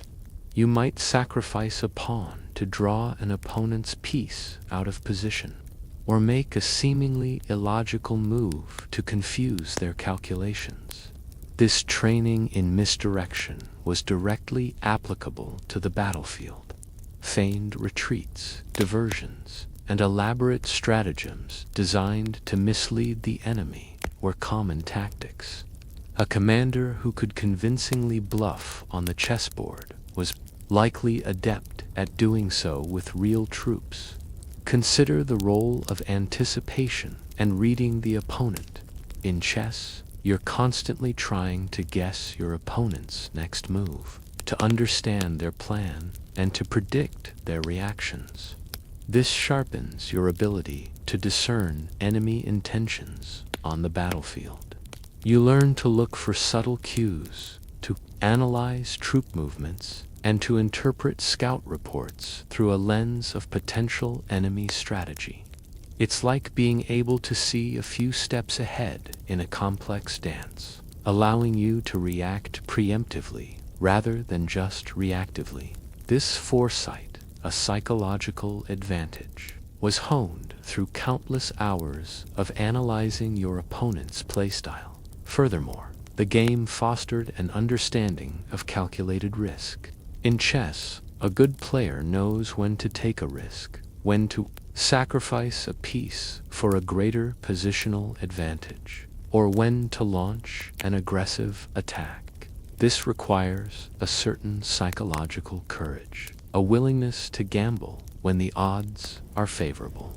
On the battlefield, commanders often had to make split-second decisions involving immense risk, committing forces to a dangerous maneuver with uncertain outcomes. Chess provided a safe environment to practice this decision-making under uncertainty, building a psychological tolerance for calculated gambles. It helped to develop a gut feeling for when a risk was worth taking. The concept of frustration and patience was also a key psychological lesson. Sometimes, in chess, you face an opponent with an unbreakable defense, or you find yourself in a position where progress is slow and arduous. The game teaches you patience, to wait for the opportune moment, to not make rash moves out of desperation. This directly applied to long sieges, stalemated campaigns, or periods of reconnaissance, and waiting before a battle. A commander who learned patience on the board was less likely to make costly, impulsive decisions on the field. You learn that sometimes doing nothing is the best move. Even the simple act of winning and losing repeatedly on the chessboard built a psychological resilience. Every loss was a lesson, every victory a reinforcement of good strategy. This process of continuous learning and adaptation, of analyzing mistakes and improving, fostered a growth mindset crucial for any military leader. You learn to compartmentalize setbacks, to analyze what went wrong, and to apply those lessons to the next challenge, whether it be another game or another battle. In conclusion, the psychological dimensions of chess profoundly influenced medieval warfare, not just by providing a mental gymnasium for strategic thought, but by shaping the very mindset of commanders.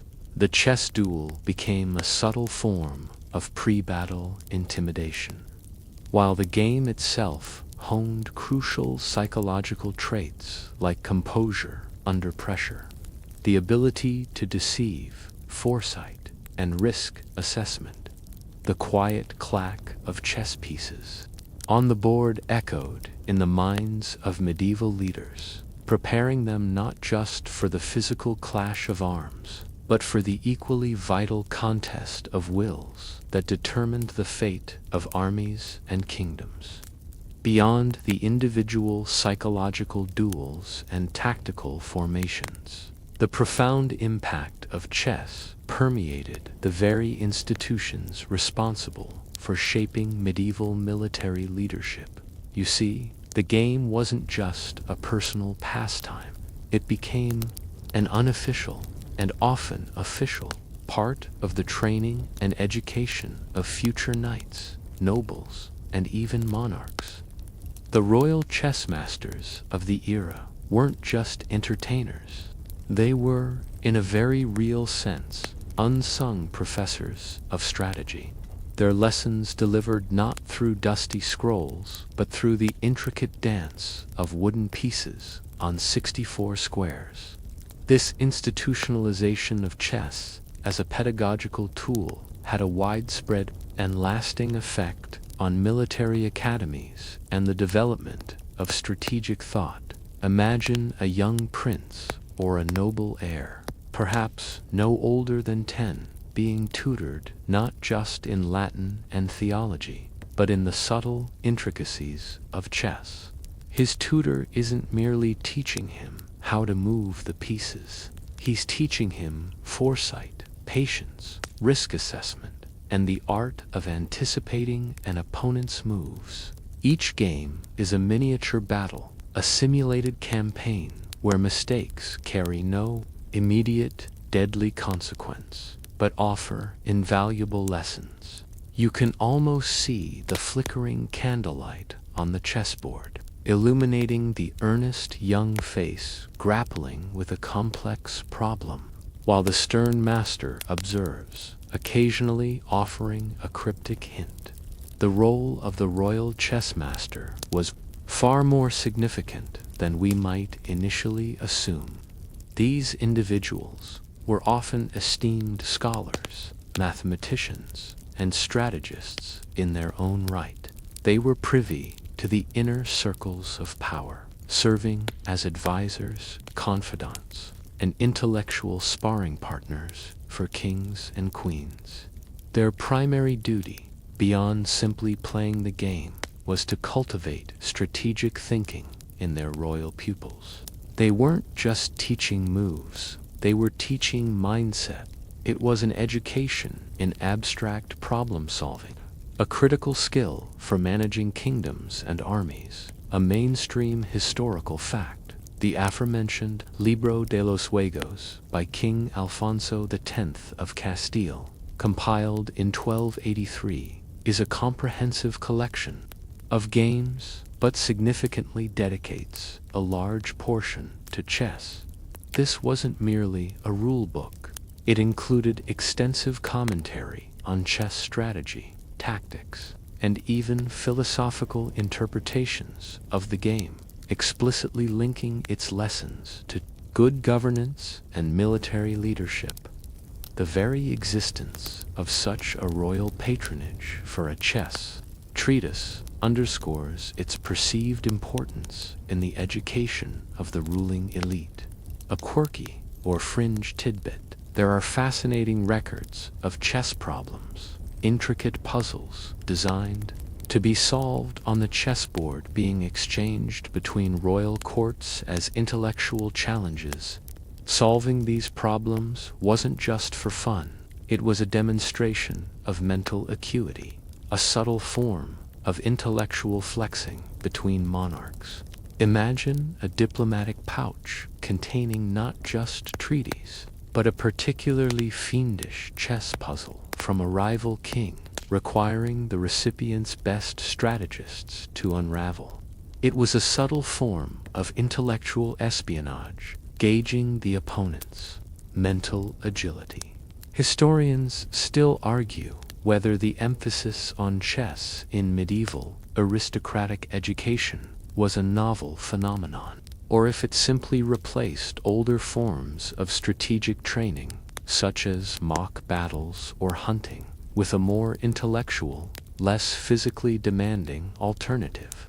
Was it a shift in the method of training, or a fundamental change in what was valued?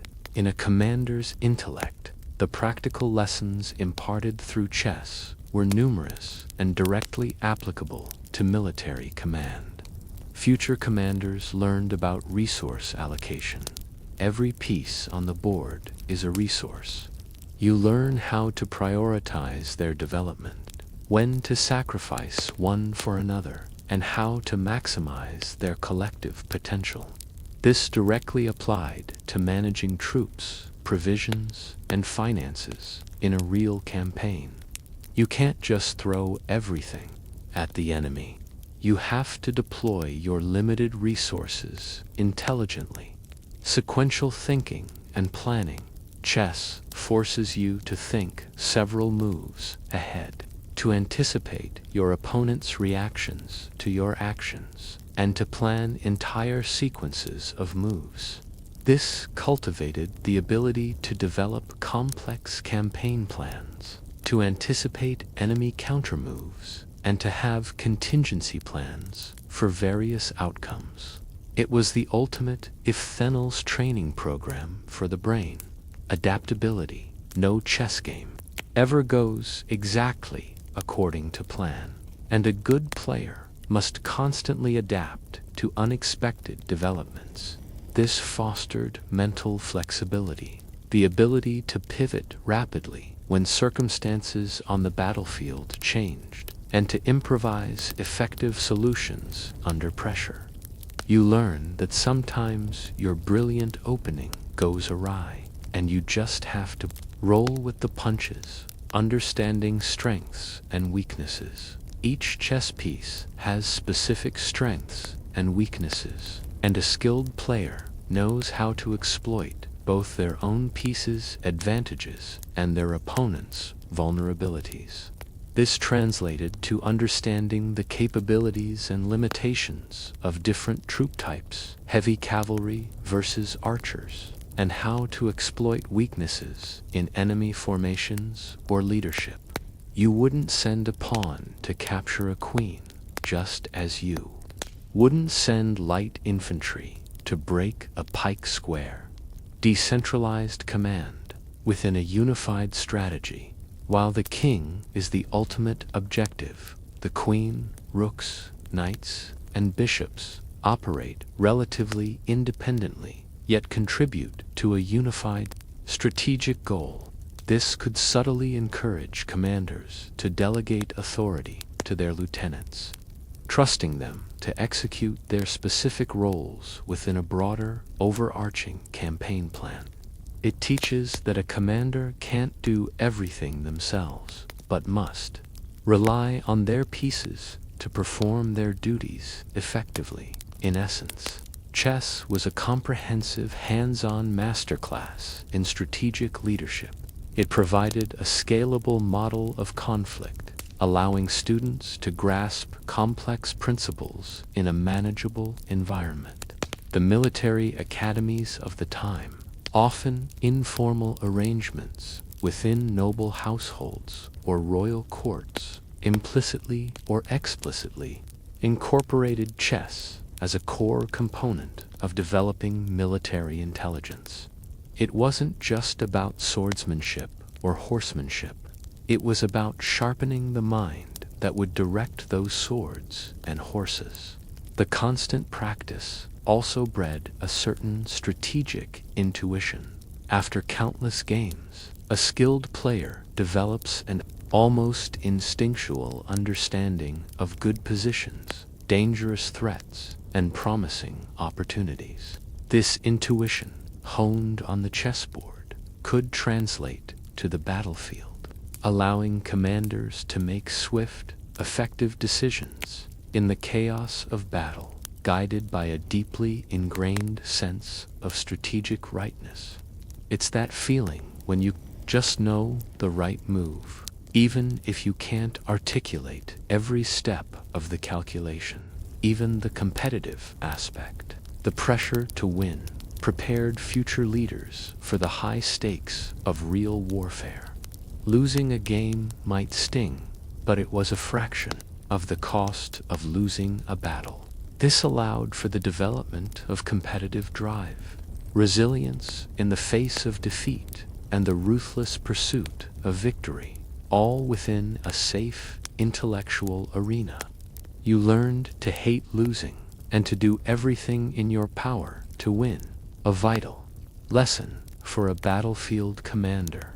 The widespread instruction in chess among the nobility also created a common language of strategy. Commanders from different regions, even speaking different dialects, could communicate and understand each other's strategic intentions through the universal language of chess. This fostered a shared intellectual framework for discussing and analyzing military problems, potentially facilitating alliances and joint campaigns across disparate medieval polities. It was like a secret handshake among the strategic elite. The influence of chess on these early military academies, whether formal or informal, cannot be overstated. It was the original strategic simulation software, providing an accessible, repeatable, and intellectually stimulating environment for developing the cognitive skills essential for military command. The royal chessmaster, patiently guiding his pupil through complex scenarios, was shaping not just a chess player, but a future leader of armies, demonstrating that the quiet pursuit of intellectual mastery could have the most profound and far-reaching impacts on the violent realities of medieval warfare. The lessons learned in the calm of the chess chamber were carried directly to the clamor of the battlefield. While we've explored how chess influenced tactical formations and the minds of commanders, its impact stretched far beyond the direct clash of arms, subtly shaping the often overlooked but utterly vital aspects of medieval warfare, logistics, and supply. You see, a dazzling battlefield strategy is useless if your army starves or runs out of arrows. And the abstract lessons of resource management on the chessboard provided medieval leaders with an intuitive grasp of these crucial, unglamorous realities. When you move pieces and weigh their value, you're also, in a way, managing your abstract supplies, your limited forces, and their endurance. Imagine a medieval campaign. It's not just about knights charging and archers loosing arrows. It's about thousands of men and horses needing food, water, fodder, and equipment every single day. It's about wagons carrying provisions, blacksmiths repairing armor, and fletchers making new arrows. This logistical nightmare, often the true decider of campaigns, demanded immense foresight and organization. The chessboard, with its finite pieces and strategic resource management, provided a mental model for this complexity. You can almost smell the sweat and dust, the scent of wood smoke and hungry horses, as a commander grapples with how to feed his army on the march. In chess, every piece has a value, and losing pieces means diminishing your overall strength. This simple concept of finite resources was deeply ingrained. You start with a set number of pawns, knights, bishops, rooks, and a queen. You can't just conjure more. This directly translated to the medieval army's reality: a fixed number of soldiers, horses, and a limited supply of provisions. Chess taught commanders to be frugal with their resources, to avoid unnecessary losses, and to weigh the cost of every engagement against its strategic benefit. A needless skirmish that depleted your forces was like sacrificing a piece without gaining a compensatory advantage. The concept of exchange. In chess, trading pieces of equal or near equal value also found a parallel in military logistics. Sometimes, a commander might choose to engage in a minor skirmish or siege if it meant securing a vital supply route, a well, or fertile foraging grounds, even if it meant losing some men.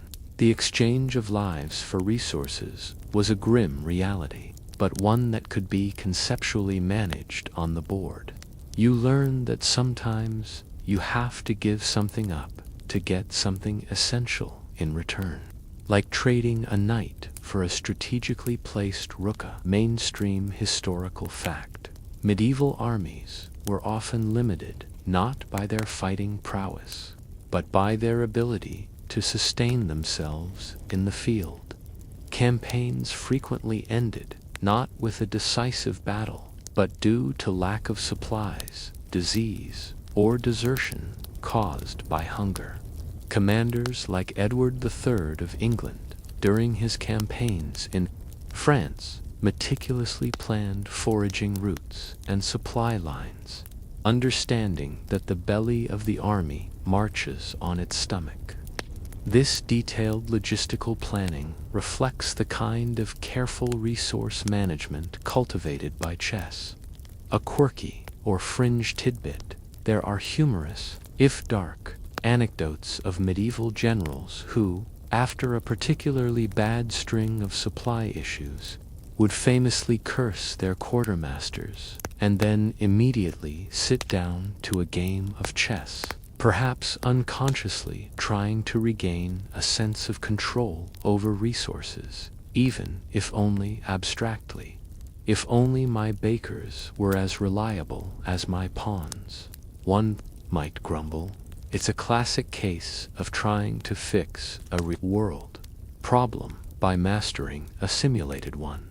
Historians still argue whether the emphasis on careful resource management in chess was a novel idea introduced by the game, or if it simply provided a more structured framework for existing, albeit intuitive, logistical considerations. Did commanders learn to value logistics from chess, or did chess simply reflect the logistical challenges they already faced?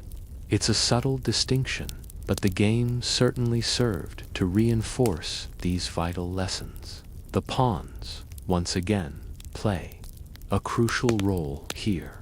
Their steady, disciplined advance, one square at a time, is like the methodical progression of a supply convoy, or the slow but essential process of foraging for food. Pawns are expendable in a tactical sense, but utterly indispensable for achieving the ultimate goal. Similarly, the foot soldiers who guarded supply wagons or were sent out on foraging parties were not the glorious knights, but they were the vital lifeblood of the army, ensuring its continued operation.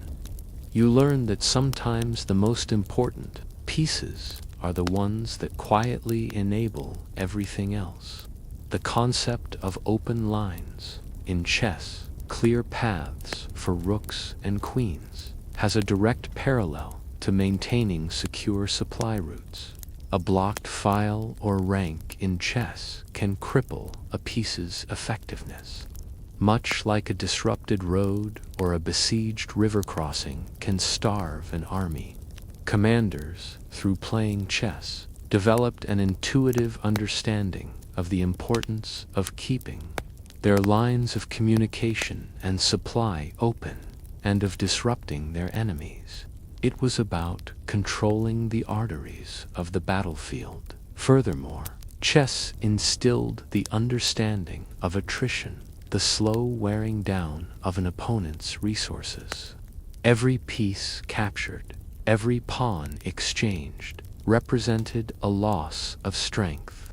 While this is primarily tactical in chess, it mirrors the slow bleed of manpower and resources in a prolonged campaign due to sickness, desertion, or minor skirmishes.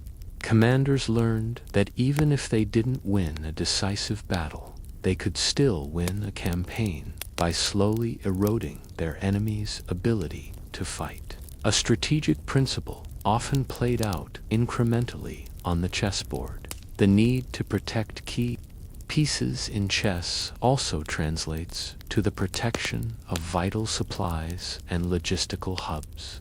The king is paramount, but so are the rook's castles, which represent strongholds and defensive capabilities. On the battlefield, this meant prioritizing the defense of baggage trains, supply depots, and strategic strongpoints that ensured the army's continued viability. Losing your queen or rooks of supply could be as devastating as losing them on the board, leading to a quick collapse. You learned that neglecting your logistical base was a fatal flaw. Even the concept of zugzwang, a situation in chess where every move you make worsens your position, forcing you to move into a losing situation, could be applied to logistical dilemmas. A commander might find themselves in a situation where remaining static means starvation, but moving means exposing themselves to attack or depleting their last reserves. Chess, by presenting these seemingly unwinnable scenarios, trained commanders to recognize such predicaments and, perhaps, to find the least damaging exit strategy. It's a truly awful feeling, knowing that every choice leads to a worse outcome.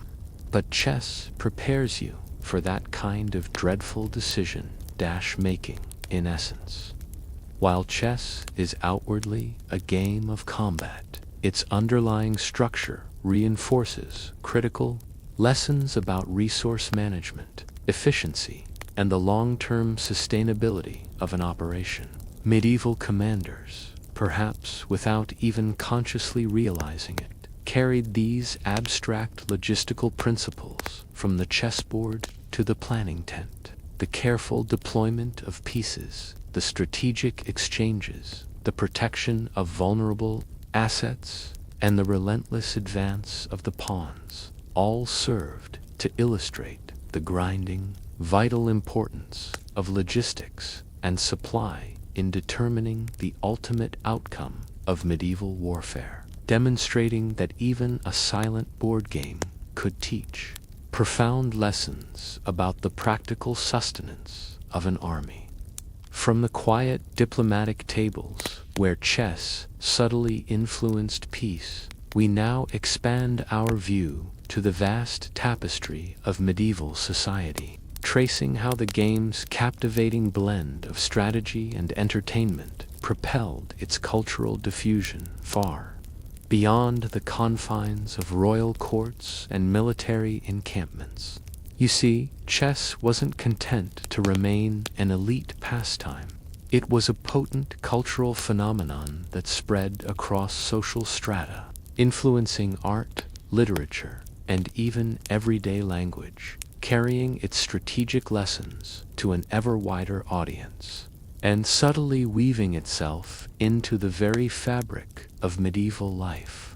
Imagine for a moment a bustling medieval marketplace. Amidst the cries of vendors and the smells of spices and livestock, you might spot a small gathering, perhaps a merchant challenging a guildmaster, or even a couple of bored guardsmen hunched over a crudely carved wooden board, moving their pieces. Chess wasn't just for kings. It seeped into monasteries, where monks debated its theological implications, into universities, where scholars analyzed its mathematical possibilities, and into merchant homes, where it served as both entertainment and a gentle exercise in business acumen. It was a common thread, an intellectual pursuit accessible to anyone with enough wit and a bit of leisure. The very portability of chess sets played a huge role in its diffusion. Unlike jousting or hunting, which required vast spaces and expensive equipment, a chess set could be carried in a small bag, unrolled on any flat surface, and played anywhere from a dusty roadside inn to a quiet cloister. This made it incredibly democratic, allowing its strategic lessons to spread not just through formal education, but through casual play and observation. You could literally take your strategic battlefield with you wherever you went. The widespread popularity of chess led to its frequent appearance in medieval literature and art. Knights in chivalric romances were often depicted as skilled chess players, a clear indication that tactical intelligence was as valued as martial prowess. Illuminated manuscripts frequently featured miniatures of people playing chess, demonstrating its presence across social classes. Even allegorical works used chess as a metaphor for life itself, with God as the grand chess master, moving human lives like pieces on the board. This constant cultural reinforcement meant that the strategic concepts inherent in chess planning, foresight, sacrifice, checkmate, became part of the common intellectual currency, understood even by those who rarely played. A mainstream historical fact. The game's appeal was so broad that even religious figures engaged with it. While some early Christian moralists condemned chess for its perceived gambling aspects or for distracting from pious duties, many prominent clergy embraced it. Figures like the English cleric John of Salisbury in the 12th century, and later, the aforementioned Alfonso X, actively promoted chess, seeing it as a valuable intellectual exercise that fostered good character and strategic thinking. Monasteries, in particular, often became centers for chess play and study, as they provided the quiet, contemplative environment the game required. A quirky or fringe tidbit: there are fascinating records of medieval legal disputes where chess was used as evidence of a person's character or mental state. For instance, a person's skill or recklessness at chess might be cited to argue for or against their competence in managing property or making important decisions. It speaks to how deeply ingrained the game's strategic implications were in the popular consciousness. It was seen as a genuine indicator of a person's intelligence and prudence. Imagine your legal standing resting on how well you play a board game. Historians still argue whether the democratization of chess beyond the nobility truly extended deeper strategic understanding to the common soldier, or if it primarily served as entertainment, with the deeper military lessons remaining largely with the educated elite.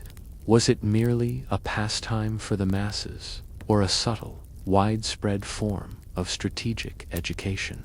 The very vocabulary of chess began to permeate everyday language.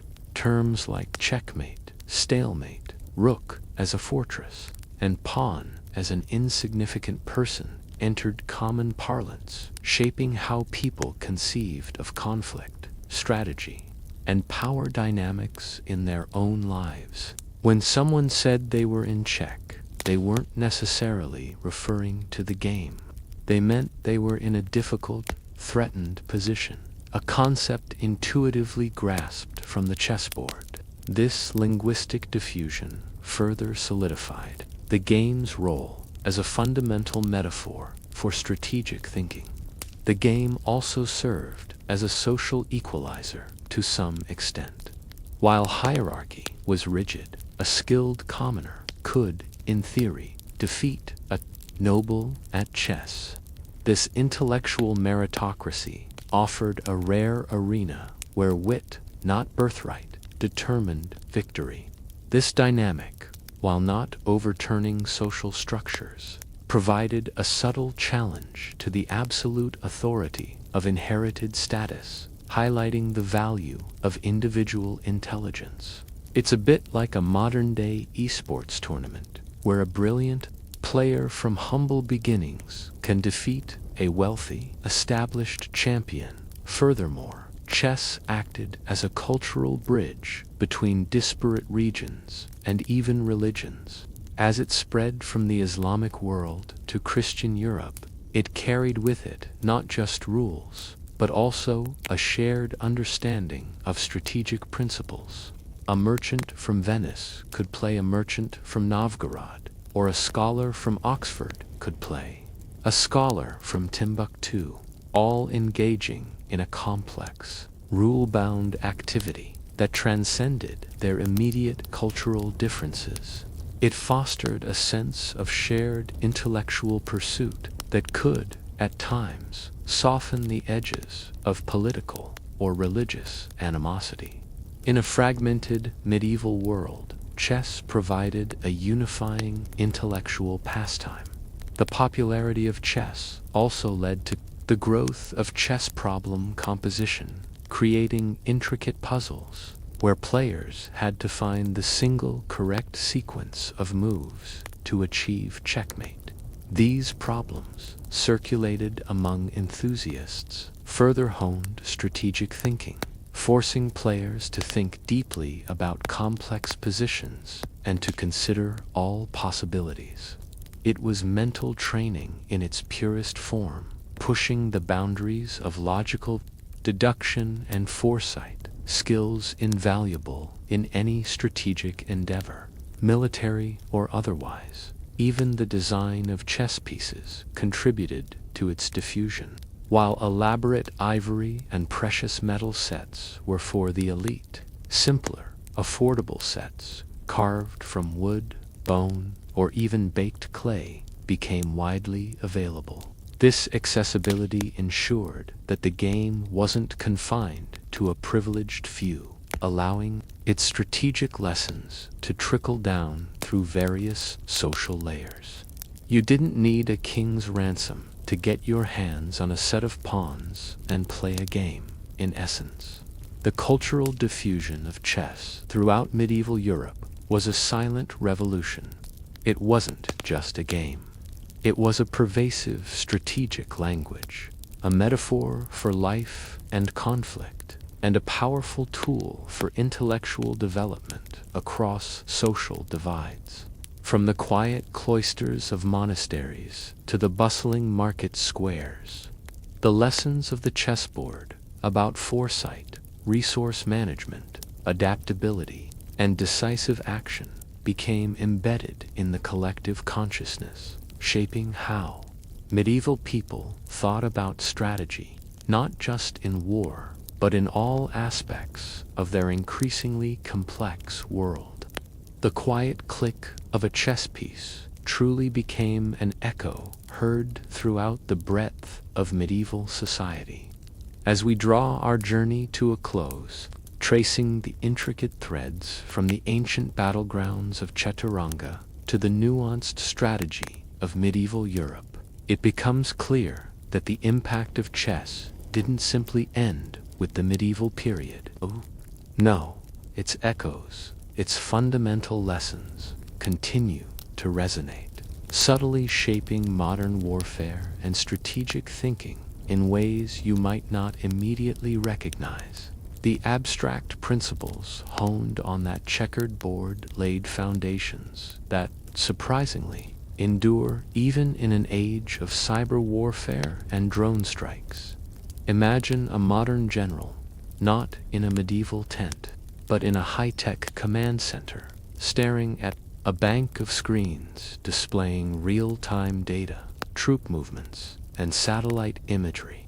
The technology is vastly different, but the core challenges resource allocation, anticipating enemy moves, coordinating diverse units, and adapting to unforeseen circumstances remain remarkably consistent.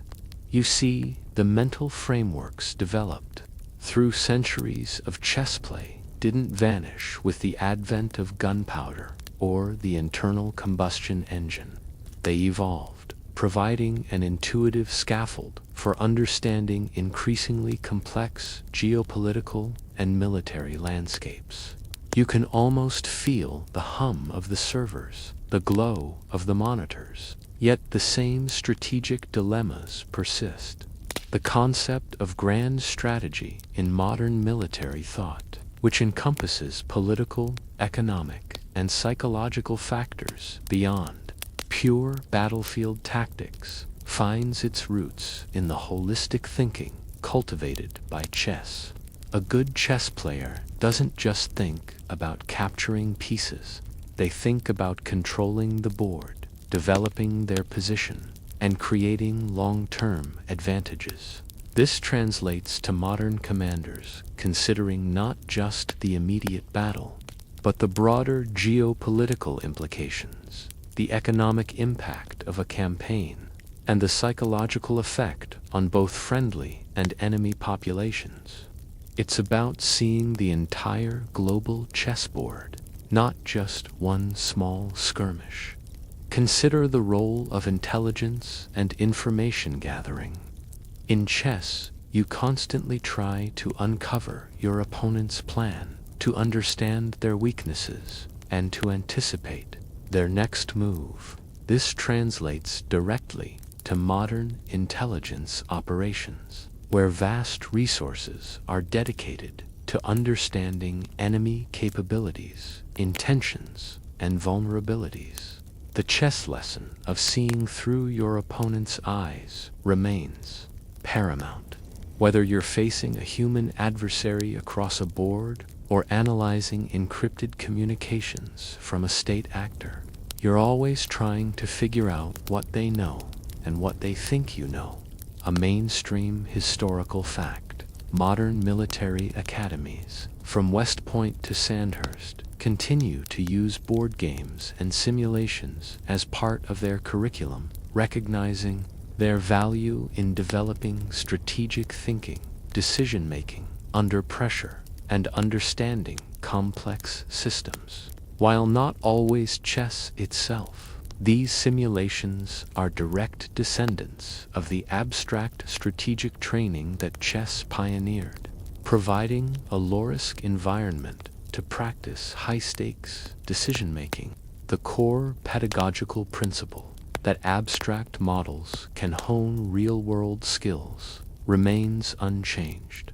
A quirky or fringe tidbit. There are anecdotes of Cold War-era strategists, particularly those involved in nuclear deterrence theory, who were avid chess players, often describing their strategic standoffs in terms of moves and countermoves, checkmates and stalemates. The abstract, game-theoretic nature of chess provided a reassuringly structured way to think about incredibly dangerous, complex scenarios, even if the stakes were literally. Imagine the ultimate high-stakes chess game being played out on a global scale. Historians still argue whether the emphasis on asymmetrical warfare and unconventional tactics in modern conflict owes any conceptual debt to chess lessons about exploiting weak pieces or non-linear movements. Did the game, in its allowance for unexpected knight moves or pawn promotions, subtly prepare military thinkers to embrace strategies that defied traditional notions of brute force? The concept of cyber warfare also holds a fascinating parallel to chess. In cyber conflict, you are often targeting an opponent's pieces, their infrastructure, data, or command systems through indirect means, seeking to disrupt their ability to function or to gain information without necessarily engaging in a direct physical battle. The abstract nature of these digital attacks, the focus on exploiting vulnerabilities, and the importance of anticipating an opponent's digital moves resonates strongly with the strategic principles of chess.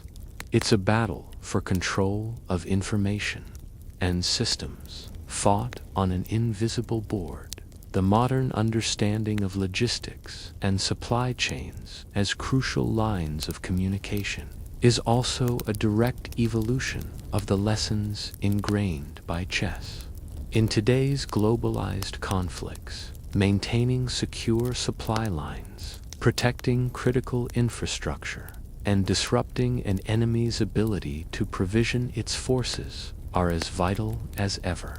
The chessboard's emphasis on open files for rooks and queens, symbolizing unhindered movement and communication, laid the groundwork for this understanding. You still need to ensure your pieces are fed and equipped, whether they're tanks or data servers. Even the evolution of drone warfare and precision strikes can be seen through a chess-like lens. Drones act like advanced bishops or queens, capable of delivering precise, long-range strikes from unexpected angles, often bypassing traditional defenses. The ability to control the board from a distance, to pick off key targets without putting human soldiers at direct risk, reflects the detached, strategic calculation often required in chess. It's a modern embodiment of the chess player's ability to influence the game from a remove, making precise, targeted moves. The emphasis on flexibility and adaptability in modern military doctrine is also a continuation of chess's lessons. In rapidly changing battlefields, rigid plans are often doomed to fail. Commanders must be able to pivot, to improvise, and to respond to unforeseen circumstances. Chess, with its infinite possibilities and unpredictable opponents, has always been the ultimate training ground for mental agility and strategic improvisation. You learn that sometimes the best move is not the one you planned, but the one you invent on the spot. Finally, the concept of deterrence, central to nuclear strategy and international relations, also has a chess parallel. Simply having a powerful piece like a queen or a well-positioned rook can deter an opponent from making certain moves, even if that piece never actually attacks. This threat in being is a fundamental principle of chess and translates to the idea that a strong military, or the credible threat of retaliation, can prevent conflict without a shot ever being fired. It's about controlling the board through potential, not just direct action. So, as the world of warfare continues its relentless evolution, one thing remains constant: the fundamental human need for strategic thought, for understanding complex systems, and for anticipating the moves of an adversary.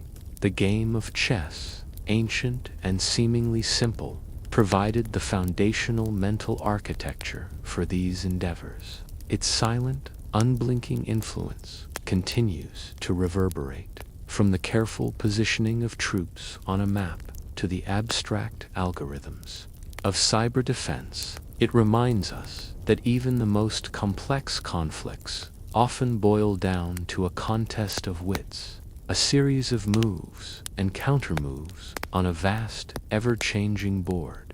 Now, as the echoes of battles, both real and abstract, begin to fade, let your mind drift away from the strategic complexities and tactical maneuvers. Let the intricate dance of kings and pawns dissolve into the gentle hum of quiet, the medieval world, with its clash of swords and the silent click of chess pieces, has offered its lessons, its stories. There's no need to retain every detail, every forgotten battle or cunning gambit. Just let the gentle narrative settle around you like a soft, familiar blanket. The light is dimming now, the sounds of the day growing distant. Allow your thoughts to become as unburdened as a forgotten pawn, its journey complete. The strategies, the battles, the long-ago decisions, they are all part of a history that is now simply drifting into memory. Just breathe softly now. Let the quiet take over. Rest and dream of nothing but peaceful, uncheckmated slumber.